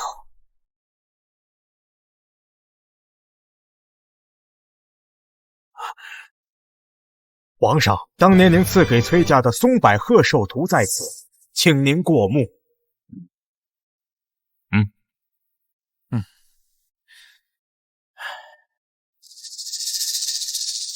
打开。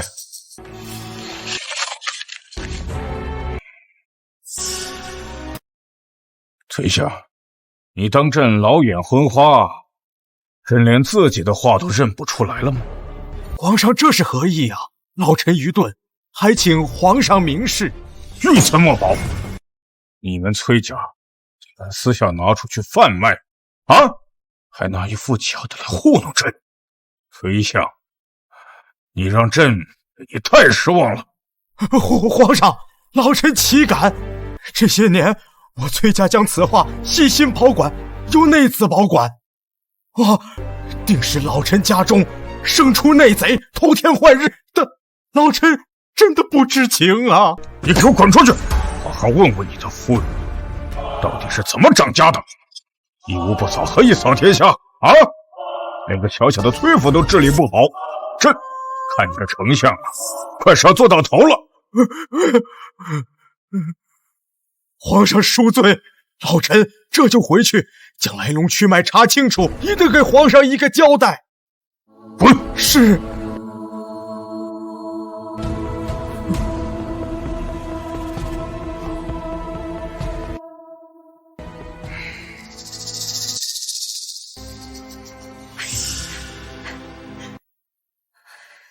怎么样？皇上没说什么吧？贱人，简直就是丧门星！是要害死我崔家吗？啊！5000两，还有那么多的房产田产，竟换回来的还是一副赝品！这不可能啊！真记在皇上手上。皇上今日问我，连一个小小的府邸都管束不力，又有什么资格统管百官？这一切都是拜你所赐。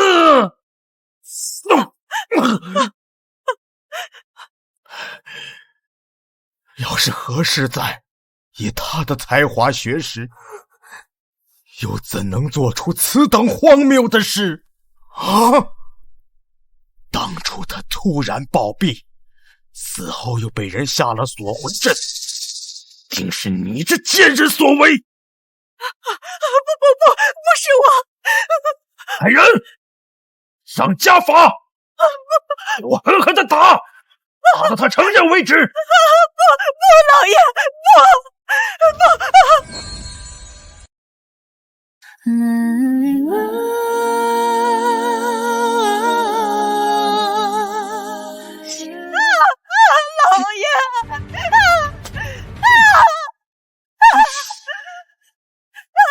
我知道错了。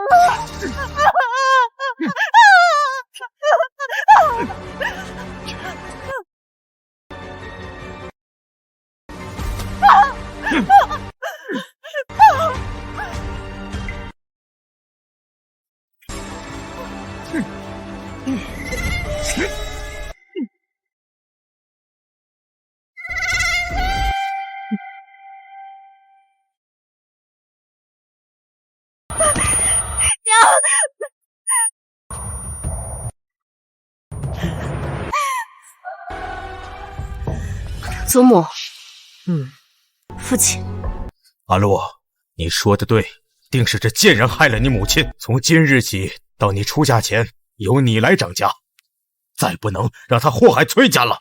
父亲可还记得徐道长说的话？道长说什么？杀害母亲的真凶，须在祠堂跪满749日，否则怨气不消，家破人亡。这柳氏只跪了1、2日，便敷衍了事。看来今后崔家还有大患。竟有此事！快把这毒妇押到祠堂，让她磕头忏悔！我要！锦绣，奴婢在，把人带走。是。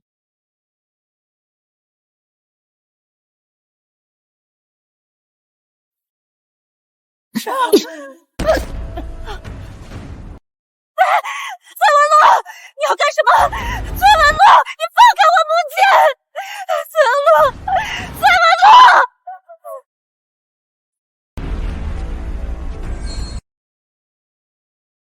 我的母亲出生于高门望族，博闻广识，人善自卑。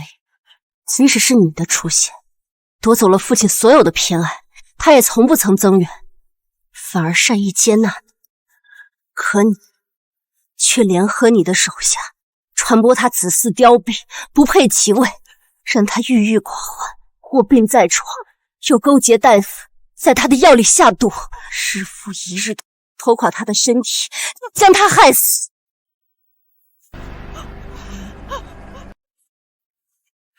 害死他还不够，你又故意给他的女儿安上了灾星的头衔，放逐出府。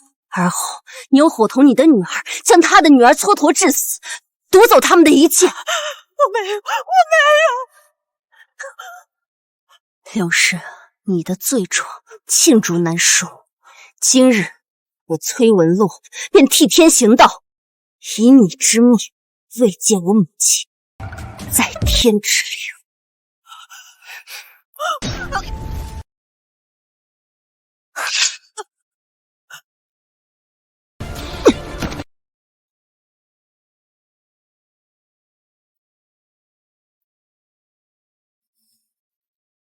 母亲，你看见了，你的女儿给你报仇了。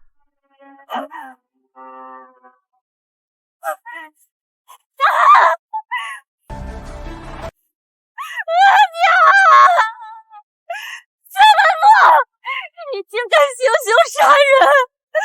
你不得好死！是吗？你放心，就算是死，你也一定死在我前面。现在是你娘，下一个你猜是谁？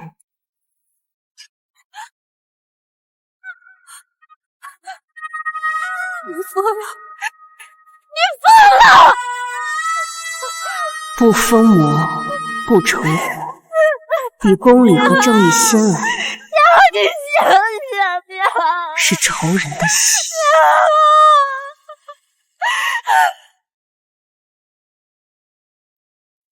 柳氏之死，不发丧，不出殡，对外就说他是畏罪自尽。如此，你也能给天家一个交代，不至于再被问罪。是。星儿和清远侯府的婚事，你亲自出面，不论用什么手段，务必敲定。他生母出了这等丑事，再不嫁侯府，没有哪户人家会要他了。婚事嘛，一切从简，不用管丧期，越快越好。都听母亲的。阿洛，我知你母亲临终前给你留了一笔嫁妆，祖母希望你拿出一半分给你的妹妹，当做陪嫁。您说什么？府里为了那幅画搭进去不少房产地契，你还有2个弟弟，日后也要结婚生子，崔家的家业要留给他们，不能再动。若星儿无财帛傍身，去了侯府，他是无法立足的呀。我知你记恨他们母女，但柳氏本不该死，你却杀了他。于情于理，都该给星儿一些补偿。他们母女也是可怜人。他们可怜，我母亲就不可怜吗？柳氏不该死，我母亲就该死吗？祖母，我看您是老糊涂了吧？放肆！祖母与其在这里苛责我，不如好好想想，怎么让清远侯府同意崔星儿进门吧。这么好的亲事，可千万别错过了。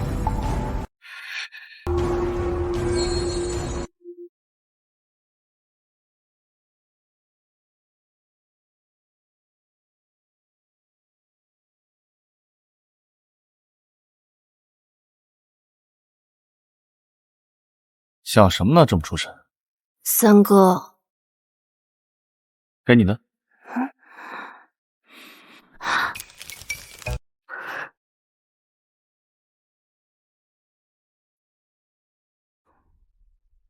这味道跟我在南方吃的一样。京城也有相似的铺子吗？是我专人派人从南方采买。这么折腾，还说不喜欢我，为了这一包糖大费周章，分明是爱惨我了。你想多了，是我爱吃，买多了怕浪费而已。好，是我自作多情。对了，李木泽和你妹妹的亲事基本上定了。怎么说？李木泽的庶弟同人打架，将人捅死，案子压在刑部。你父亲已死，向清远侯府施压，若两家结亲，案子没撤。清远侯府答应了。2个人的亲事定在下个月初8。死的是什么人？是一个从青州来京城读书的学子，家境清贫，平日里靠卖字画谋生。全城世家狼狈为奸，手指轻轻一抬，就能碾碎一个普通人的一生。他们还有天理？阿洛，你的仇人也包括你的父亲吗？你还记得我跟你说过的那个梦吗？当然。梦里我被侯府虐打，走投无路的时候，也曾向崔家求援过。我想请父亲出面助我和理。然后呢？可他拒绝了。崔少说：“夫者为天，天固不可逃，夫故不可离。他通知我离经叛道，有辱门楣，要我乖顺服从，便亲自将我送回了侯府，还勒令人对我严加看管。于是我直到死都没能再逃出侯府。三哥，我无法不恨他，他亦是杀了我的凶手。按照我朝律法，子不弑父，弑父者判处斩刑，所以我不会杀他。但我信天理昭彰，报应不爽。崔府跟清远侯府缔结亲事，我这个做姐姐的虽给不了崔馨儿什么嫁妆，但我却想给前未婚夫李慕泽送份大礼。给他送，太配！我还没说是什么呢，你这就吃醋啦？我才没吃醋呢，我是怕你脑子坏了，做出什么糊涂事儿。比如，我想让他断子绝孙。你说什么？李慕泽是侯府世子，也是清远侯府唯一的嫡子。他若有子嗣，爵位总能世袭。可他们身居高位，却欺压百姓，德不配位。我偏要他从此断子绝孙，要清远侯府从此朝不保夕。早说嘛！三哥的手下个个武功高强，这份礼物应该能帮我送出去吧？管够！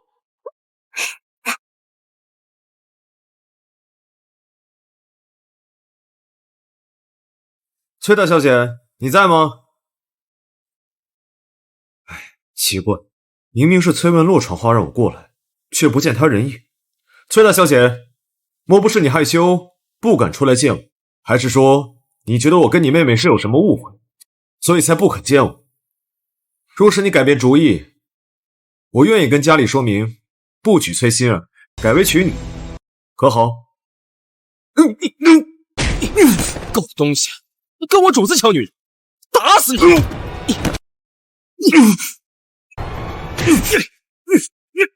你是什么人？放开我！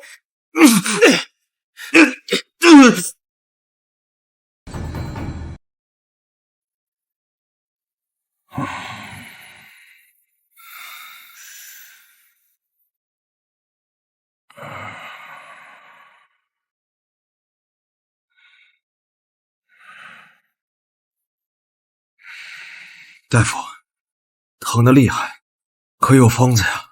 疼痛尚可缓解，但有件事，小人得让世子知道。快说吧。世子您以后恐怕无法人道，想要子嗣是不可能了。你在说什么？这不可能！一定是你这个庸医误诊、误判。小人所言句句属实。就算是大罗神仙下凡，也难治世子的病症。世子若日后想要延续香火，可以从旁支里再过几个孩子。滚！你个庸医，你给我滚！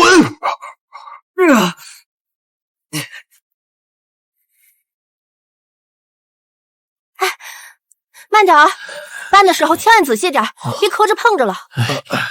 去吧去吧。妹妹，这是在准备嫁妆呢。我听闻祖母先前本想在陪嫁礼中匀出一些给你，可谁知清点的时候却发现柳氏挪动变卖了他老人家不少东西。祖母一气之下，把库房的锁都换了，就再也不肯给你任何贵重物品了。依我看，你这箱子杂七杂八的加起来，也不值几个钱吧？崔文洛，你得意什么呀？我嫁妆再少，那我未来的夫君也是清远侯府的世子。等我成了世子夫人，再有了子嗣，就能袭爵，荣享百年。而你啊，永远都会被我踩在脚下。恭喜恭喜，那我拭目以待。有病！崔馨儿，你以为清远侯府是什么好地方？贪婪刻薄的婆母，不能人道的夫君，还有一个好色荒唐的庶弟，你的好日子到头了。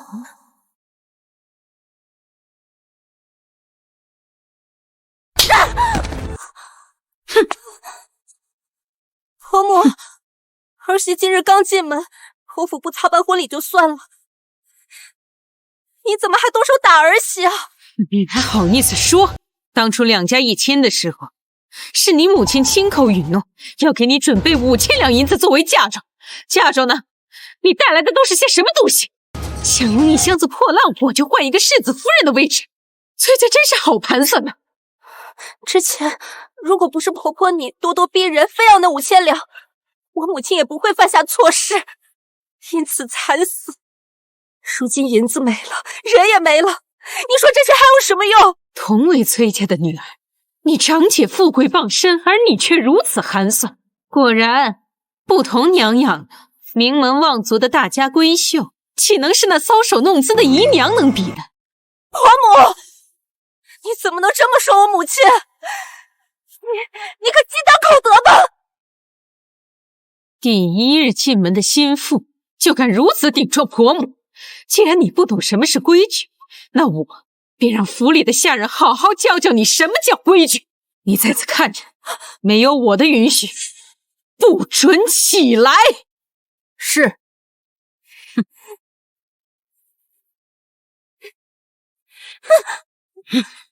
滚开！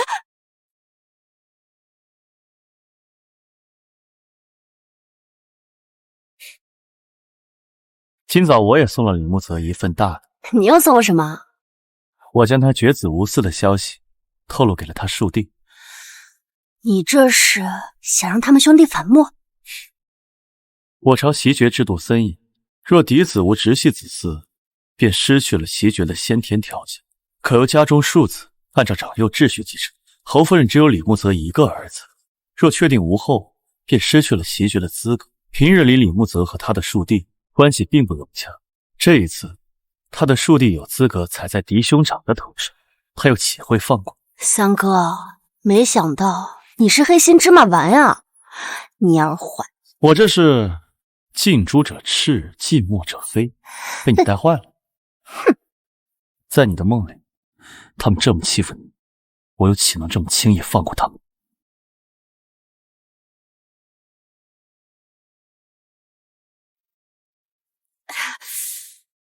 成亲当天就罚我跪2个时辰，这清远侯府真是太过分了。父亲，你终于回来了，仙儿都等你好久了。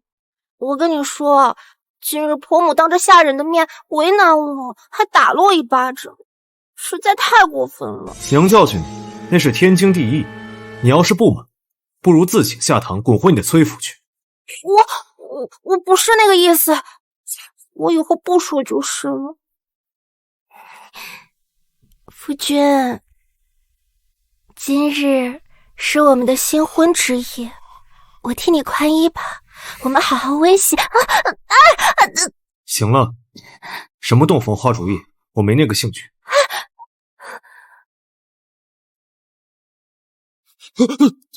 大哥，李楚明，你在这里做什么？大哥，今日可是你跟嫂子的大喜之日，你不进去跟嫂子睡觉，这是要出去啊？我做什么？还轮不到你一个庶子指手画脚。这里是我的院子，你却在这里侧耳旁听，你还有没有规矩？大哥，之前就有人给我说过，你不行，这我还不能确定。现在看来，那人倒是没骗我。你说什么？大哥，你就承认吧。你被人给打坏了，已经不能给侯府传宗接代了。与其放任这么美的嫂子独守空房，你不如把她让给我呀！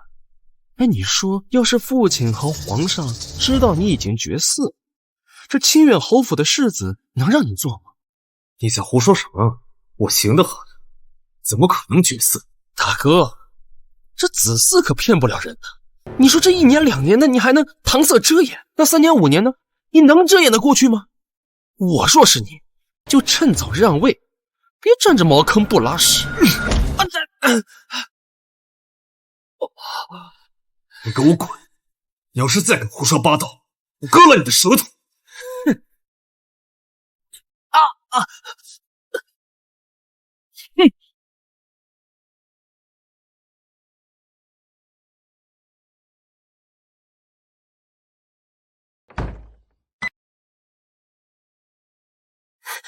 夫君，那个李楚明说的到底……住嘴！这件事情不能让第三个人知道，特别是父亲和母亲。可是今天婆婆还训诫我，让我早日为你诞下子嗣，最好是再多生几个儿子。如果我迟迟不能有孕，他定会责罚我的。李楚明有句话说的没错，要是3、5年才能怀上孩子，事情就瞒不住。唯有让崔心儿尽快有孕，才能堵住外人的嘴。夫君，这么看着我干什么？阿南，世子，从今日起，你每3日与少夫人同房，直至她怀有身孕。这怎么可以？他一个下人，他怎么能染指我？我娘的脾气你是知道的，要是她动，不知道是怪罪你，还是怪罪我。好了，心儿，只要你乖乖听话，你就还是能好好做你的少夫人的。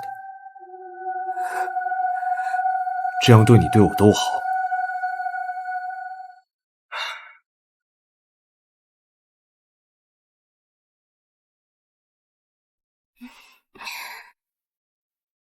祖母，父亲，怎么就你一个人呢？今日是你回门，怎么世子没跟你回来？夫君他另有要事要处理，抽不开身。哼，坐吧。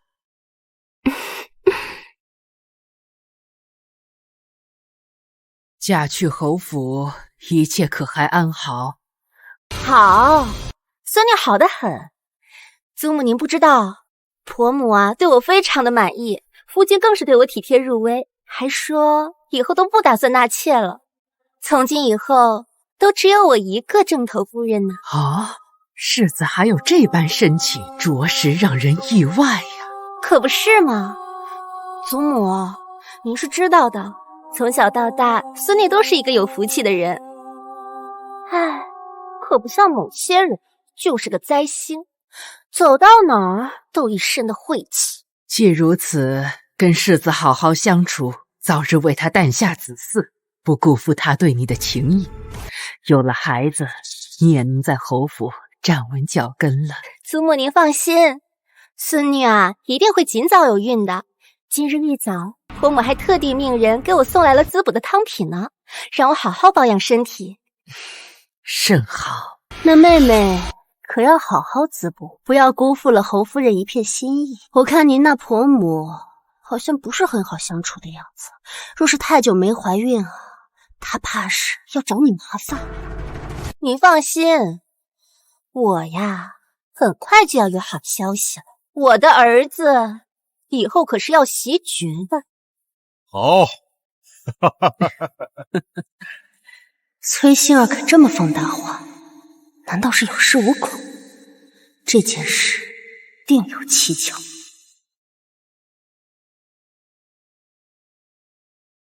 进，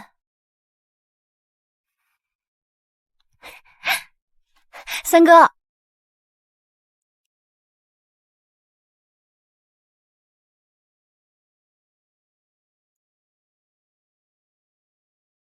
清远侯府的事，我已经派人去查了。怎么说？说说吧，都查到什么了？崔大小姐，昨天属下带人去夜访侯府，发现李木泽的院子里一到晚上就不让下人伺候，只留一个小厮在身旁。崔心儿是女子，身边应当由婢女照顾才行，只有一个小厮，行动多有不便。是，属下也觉得蹊跷，所以就多留了一会儿，看到了难以置信的画面。快说快说！就寝的时候啊，那个小厮进了崔心儿的婚房里面，但是世子李木泽进了隔壁的屋子里。你是说同崔心儿圆房的人不是李木泽，是李木泽身边的小厮？是。李木泽默许了他们这样做，还主动给他们腾位置。他应该不是默许，而是主导这件事。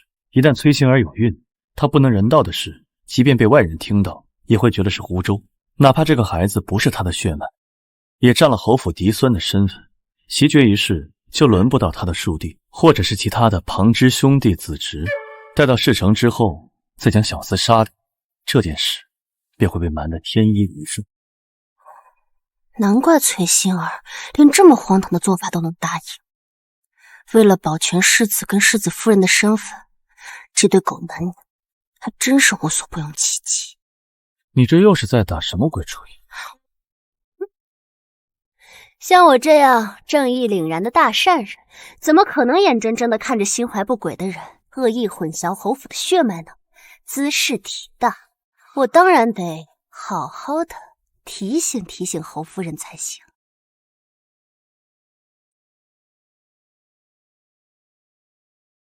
老夫人，崔家大小姐有要事想要见您。崔家大小姐崔文洛，是。这么晚她来干什么？进来吧。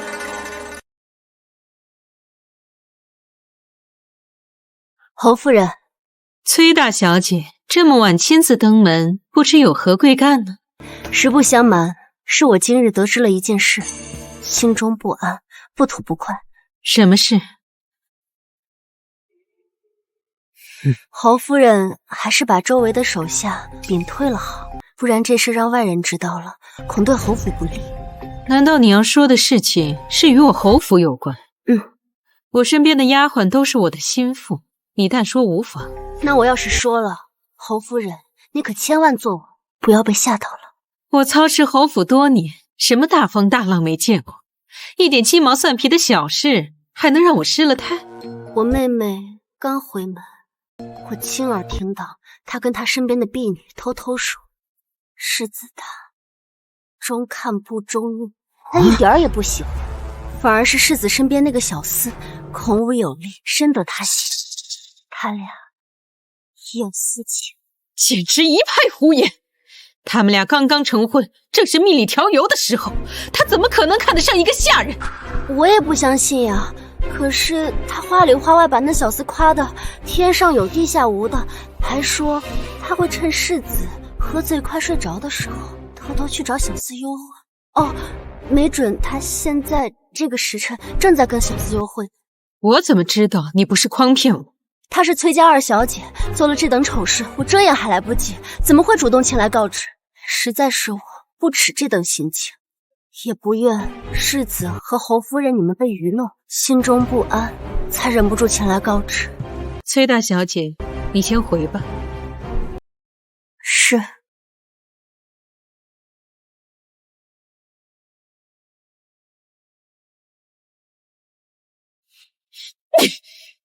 来人，陪我去世子院子里看看，我倒要看看这个崔心儿到底有没有背叛我儿。是。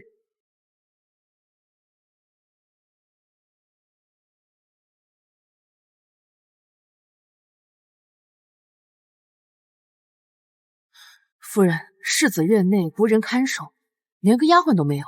如此反常，难道真的像那个崔文诺说的那样？夫人，房间有动静，要奴婢去通报一声。什么时候了，还通报什么？把门给我踹开！万一世子和少夫人在里面闹了个误会，奴婢怕世子责怪。我是他娘，他怪什么怪？就是要怪，也该去怪崔文洛。闪开！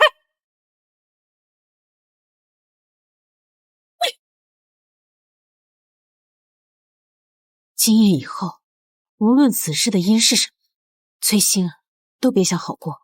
没有以后，我已经让崔心儿活得够久。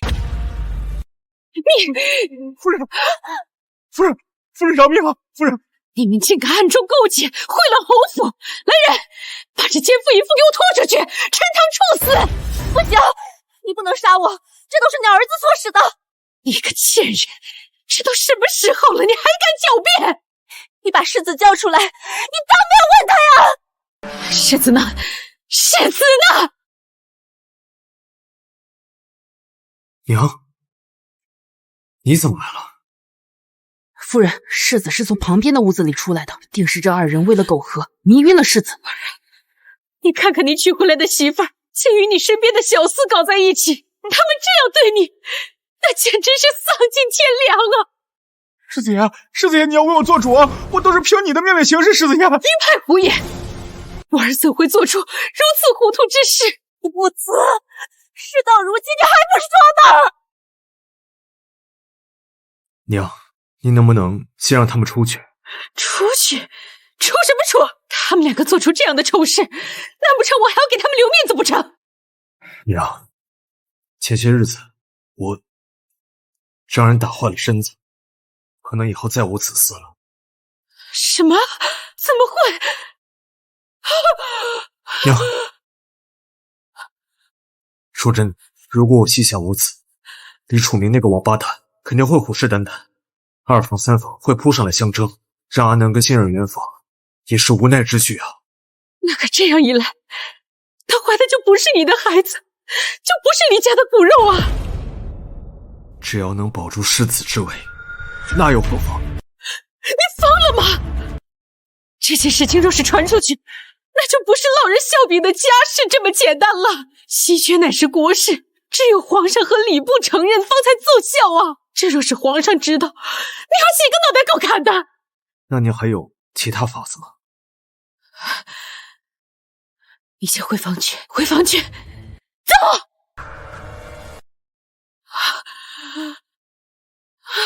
来人，把阿南给我关进柴房！夫人饶命！夫人饶命啊！饶命啊！至于崔希儿，先把他给我锁在房间，不准他出去。待我想到对策，我再来处置他。是。不行，不行！你们不能这么对我！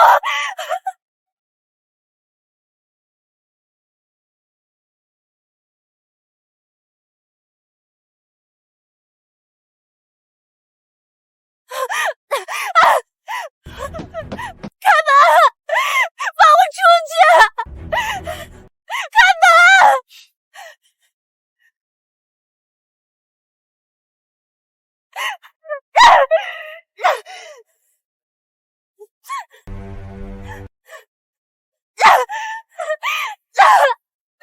混蛋！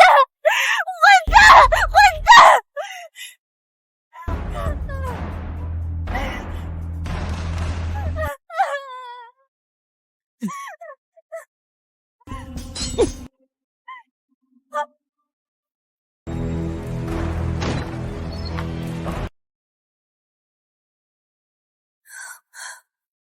是你，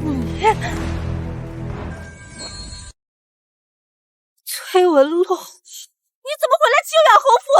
很意外吗？我对这里可比你熟悉多了。什么意思啊？这间屋子里的陈年旧事，还是跟我记忆中的一模一样。他们还是老样子，动不动就喜欢给人关在屋里，再上一把锁。想逃走，简直比登天都难。到底在说什么呀你是不是觉得很奇怪？你跟李慕泽瞒得密不透风，侯夫人是怎么知道你在此跟外人苟且？你是怎么知道的？因为这件事情就是我告诉的侯夫人。我的蠢妹妹，是你！你的好夫君被人打断了命根子，也是我送你的新婚之礼，你喜欢吗？崔文洛，崔文洛，你为什么要这么做？嘘，我话还没说完呢。在我母亲后院的那些白骨，也是我找人亲手去买的。还有李慕泽在春日宴上的那幅画像，也是我找人故意栽赃的。至于皇上给崔家的那幅松柏鹤寿图，你不会当真以为市面上有人敢随意买卖皇上的墨宝吧？那也是你设计的。是啊，崔府的地契房契，如今多数都在我的手上。崔少跟柳氏汲汲营营半辈子，竟如此不堪一击，你不觉得可笑吗？我母亲也是被你杀死的，这世界上怎么会有你这样的人？你简直比鬼还可怕！那你怎么知道我不是地狱里爬上来的鬼呢？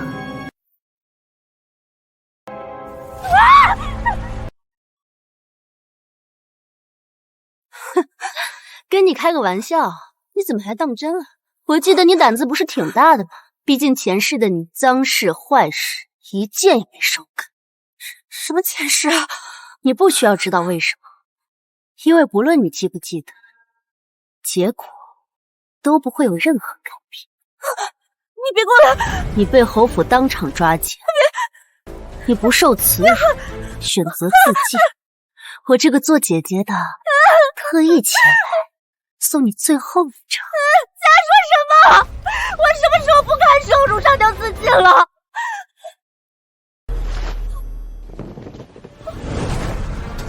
今夜，此时。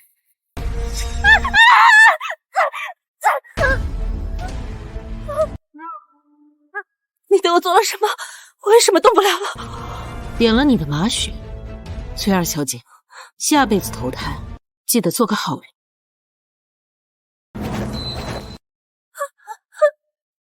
我知道错了，我以后再也不敢了，姐姐。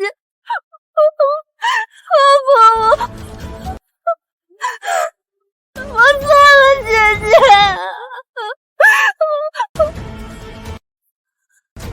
我错了，姐姐不要！我知道错了，姐姐你放过我，我以后再也不……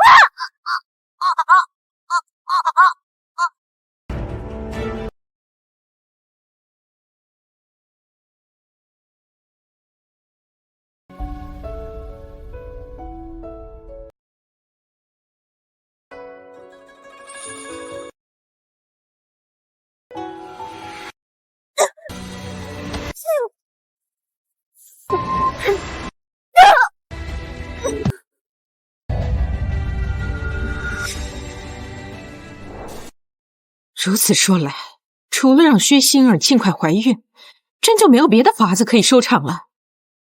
娘，你放心，等馨儿怀上身孕，我就派人杀了阿南，此事应该是最有解了。待会儿你就把崔馨儿给放出来，同她讲清楚利弊。崔馨儿不会再来了。崔大小姐竟还在我侯府未回去，今夜清远侯府这么热闹，我岂能错过？你竟然还敢！上次你约我出去，途中暗送，这笔账还没跟你算。世子是不是误会什么？我与你素不相识，怎会单独约你呢？你搞错了吧？不过眼下我的确有件事情要跟清远侯府算。我的妹妹崔馨儿被你们侯府戕害，悬梁自尽了。侯府是不是应该给我们崔家一个交代？你说什么？崔馨儿死了？夫人，世子，不好了，少夫人她自缢身亡了。娘，她怎么会死呢？娘，现在怎么办？她是与人同奸而死的，与我侯府有何干？侯夫人，我还在这儿呢，你竟敢当着我面睁眼说瞎话吗？我的妹妹崔馨儿就是被你们给逼死的。你的儿子不能人道，你就强迫他与小厮苟合。事情败露之后，你们却翻脸不认人，活活逼死了他。清远侯府丧尽天良。殿下，崔大小姐简直就是我现在最敬佩的人。你看啊，人是她杀的，现在责任还推得干干净净，侯府还得背锅。怎么能说是背锅呢？明明是他们欠的。行，您说的都对。崔大小姐，今日的祸端难道不是你带来的吗？到底还想怎样？我来探望我的妹妹，竟被你们说成是祸端。那好，我现在就回去告诉我父亲，定与你们侯府不死不休。你走，走。是。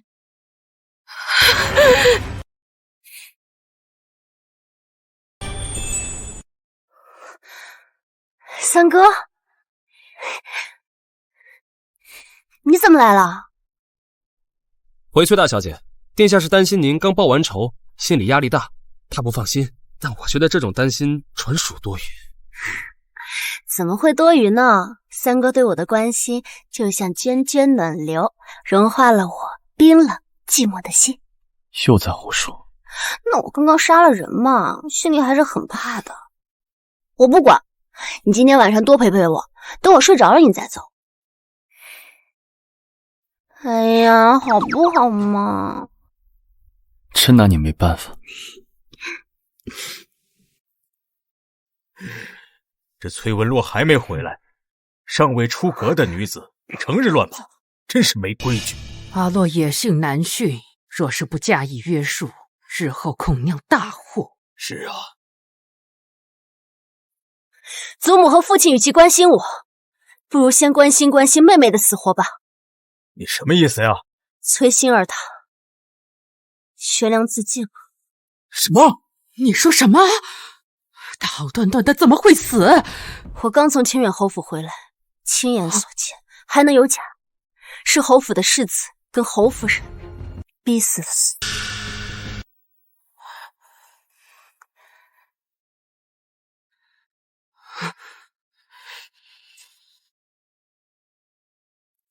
事情的经过就是这样。父亲，清远侯府如此作为，惨绝人寰。我虽不喜欢崔心儿，但也见不得她被人这般欺负。您可要替她伸冤啊！母亲，儿子以为此事不宜声张，您觉得呢？就算是世子教唆，同意与下人通奸，实在是有失体统。事情传出去，外人会笑我们崔府行事出格，没有教养。是。那可否将崔心儿尸体带回来？嫁出去的女儿泼出去的水，她的后事就让侯府去办吧。哼，你的女儿被人害死了，你身为一朝宰相，却不报仇不收尸，甚至不过问。人已经死了，追究下去，除了辱没门楣、落人话柄，别无他用。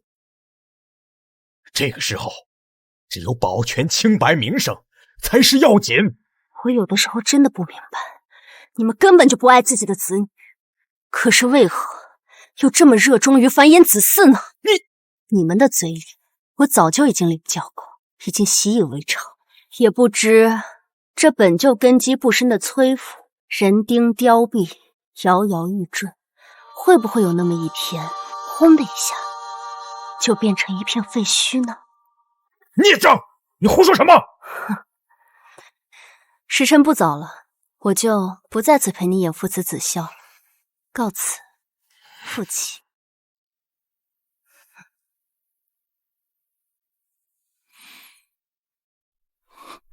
三哥，怎么了？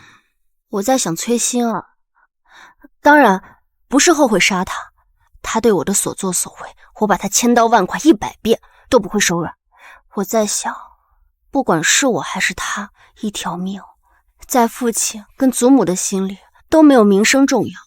若真爱惜自己的羽毛，为什么轮到自己的时候就徇私枉法、草菅人命了呢？他定是不会如你所愿，去找清远侯府的麻烦。无妨，不管是清远侯府还是崔家，有一个算一个，我都不会让他们好。不过在此之前，我还有更重要的事情。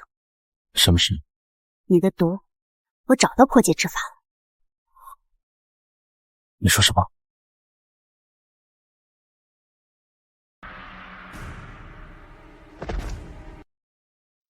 贼传文序，见过陈王殿下。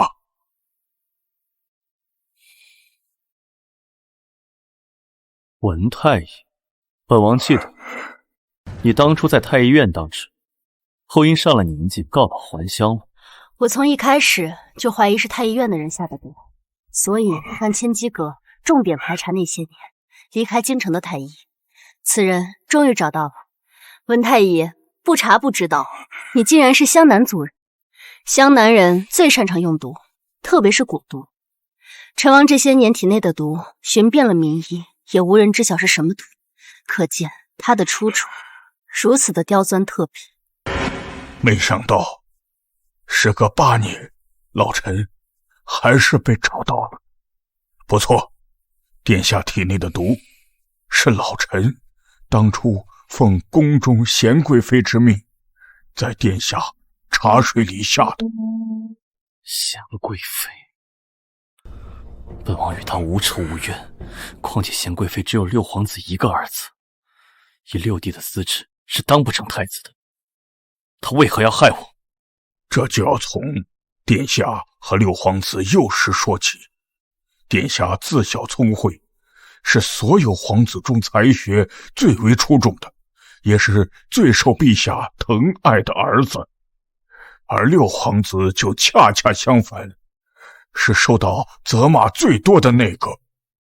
久而久之，贤贵妃心里就产生了憎恨，便以老臣妻儿的性命要挟，给您下了一种叫金丝绕的蛊毒。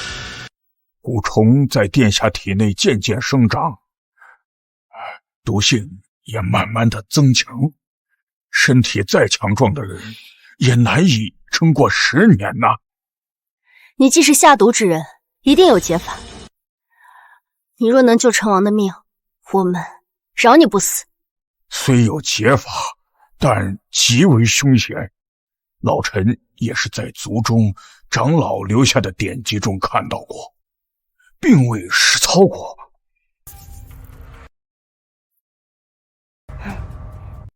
起来说吧。谢殿下。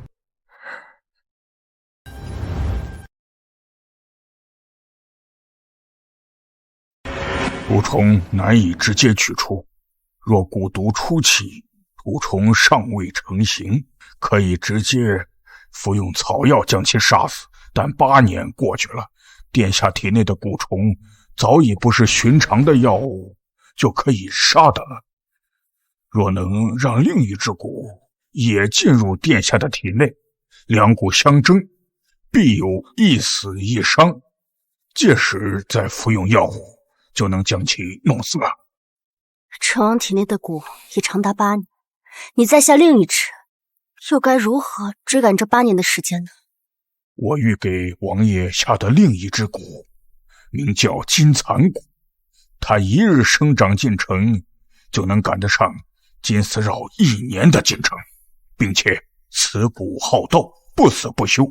如果运气好的话，说不定2只蛊能同归于尽。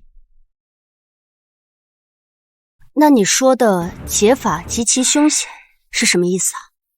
殿下被金丝绕折磨了8年，身体早已亏空，若两蛊在体内缠斗，这个过程他未必能承受得起。古籍上说，此前有人用过此法，高烧不退，肺腑剧痛，直接身死。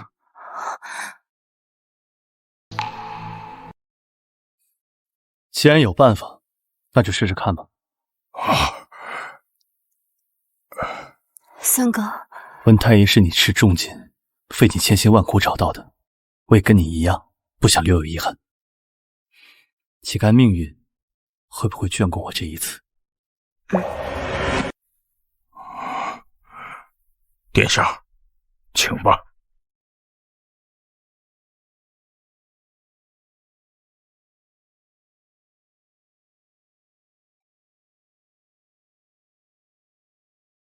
接下来几日，金蚕蛊会自行生长，待到他觉得时机成熟，就会去找金丝绕的麻烦。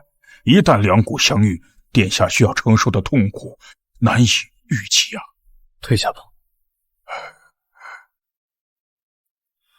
这几日你先回去吧。不行，我要陪着你。崔文洛，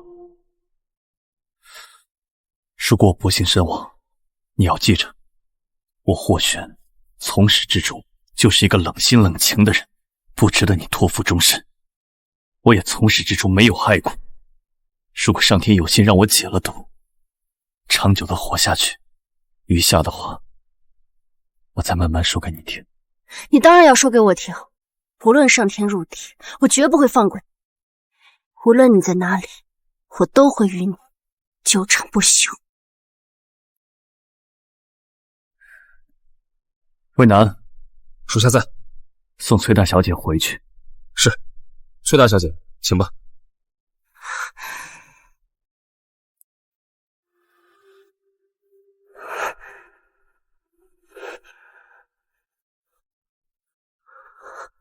听话，就当是为了让我安心。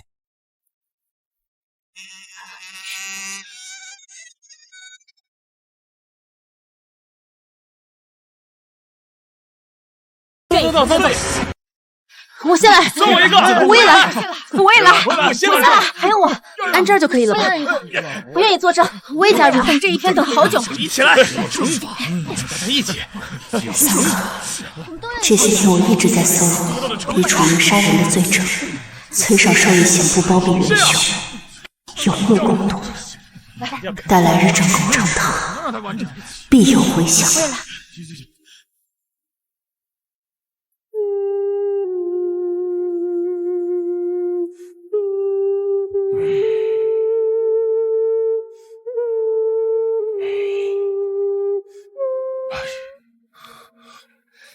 都给我出去！出去！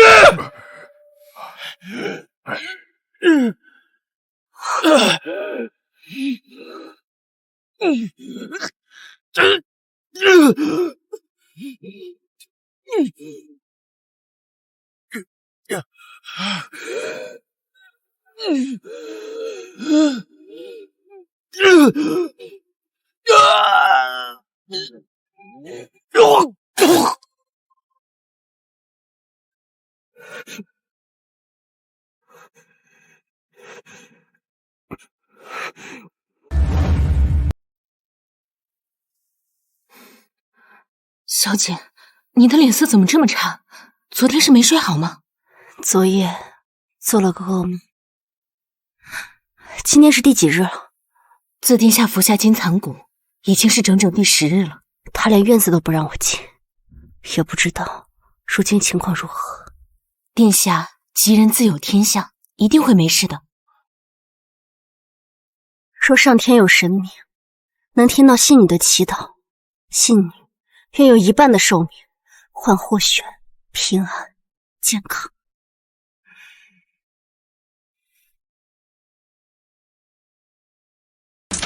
若是有神明，刚才你的话一定不会作数。童言无忌，不可当真。三哥，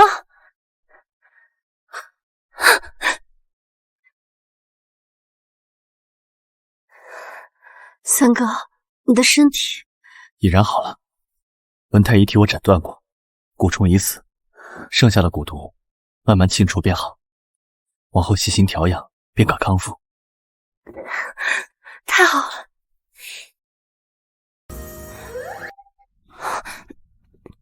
抱歉，成王殿下，刚才是小女子失礼。你可是天皇贵胄，而我只是一介罪臣之女，根本配不上你啊！再说了，你根本就不喜欢我，之前都是我自作多情，今后我一定会循规蹈矩，懂得分寸。对不起，都是我的错。以前我说不喜欢你，字字句句都是假话。我知道呀，你当我是亲妹妹吗？你对我只是兄妹之情，并无男女之意，我以后绝对不会忘记。好了，我真的错了，你要打要骂，悉听尊便。我霍玄保证，此生只爱你一人，也只想娶你一人。阿洛，嫁给我好不好？不好。哼！回答错，重新回答。老不正经，为老不尊。哪里老了呀？我才比你大了3岁而已。不管，就是老，糟老头子一个，一肚子坏水。上次分开前还说什么我霍玄从始至终都是一个冷心冷情、忘恩负义的人，还说从来没有爱过我，一天到晚就知道装货。好，好，好，我就是一个大装货，那就罚我以后唯崔文洛的话言听计从，说一不二，好不好？哼，这还差不多。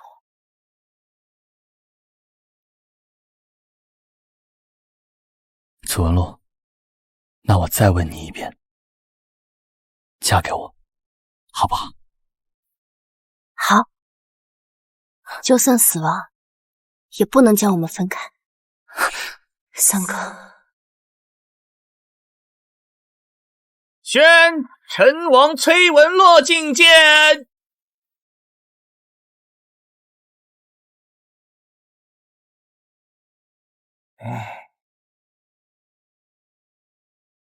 儿臣臣女参见父皇。父上。陈王，你大病初愈，不必多礼，快平身吧。崔文洛，你也平身吧。谢皇上。陈王说你有要事要见朕，说吧，所谓何事？臣女想要状告自己的父亲崔绍滥用职权，销毁卷宗，替清远侯府二公子李楚明掩盖罪行。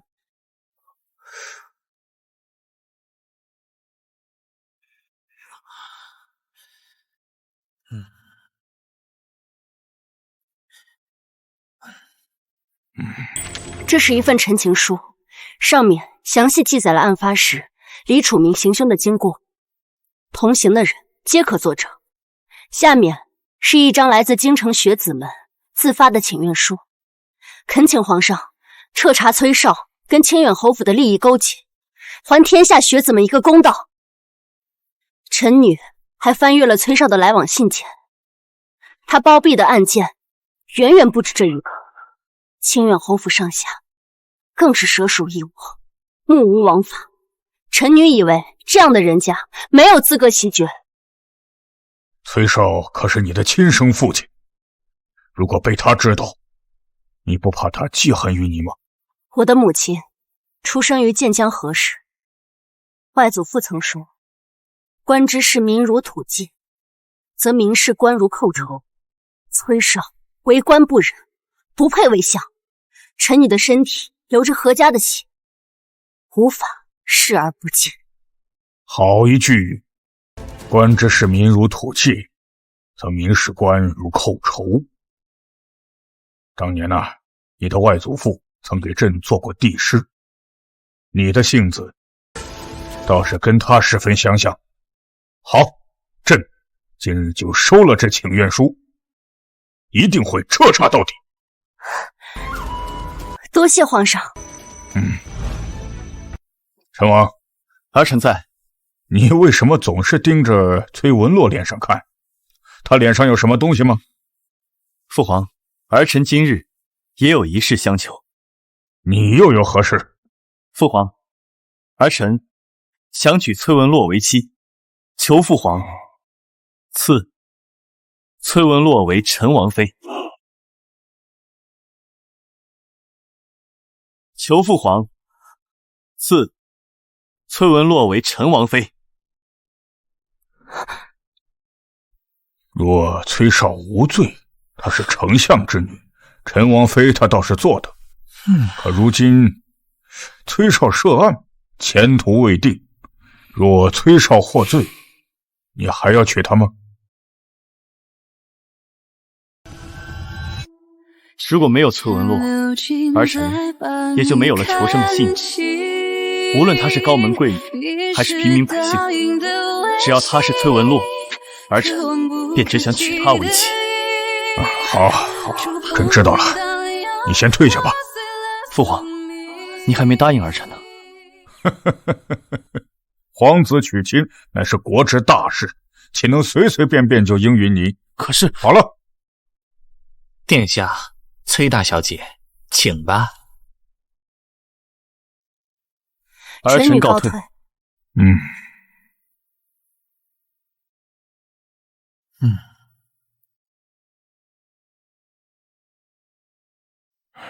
过来，去把礼部尚书找来，让他着手册封陈王妃的圣旨。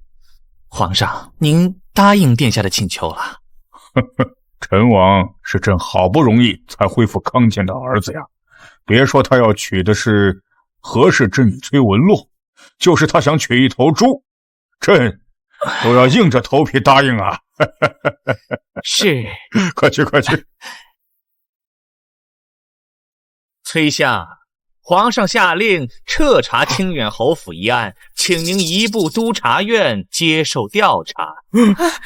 走吧。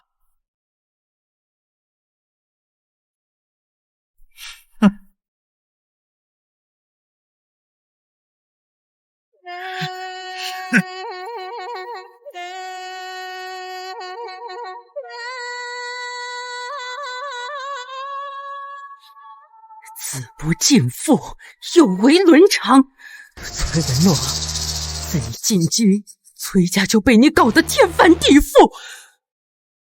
手里的刀，为何要一直对着崔家？我手里的刀，可以护我，亦可以替我劈出这高门大院的虚伪和枷锁，让我重获自由。祖母若觉得痛苦，不过是你们当年做的孽，铸成了寒光利剑，如今正中眉心。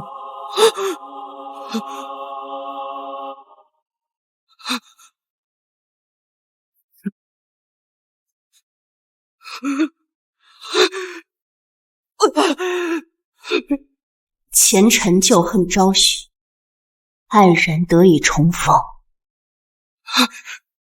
从此海晏河清，盛世长宁。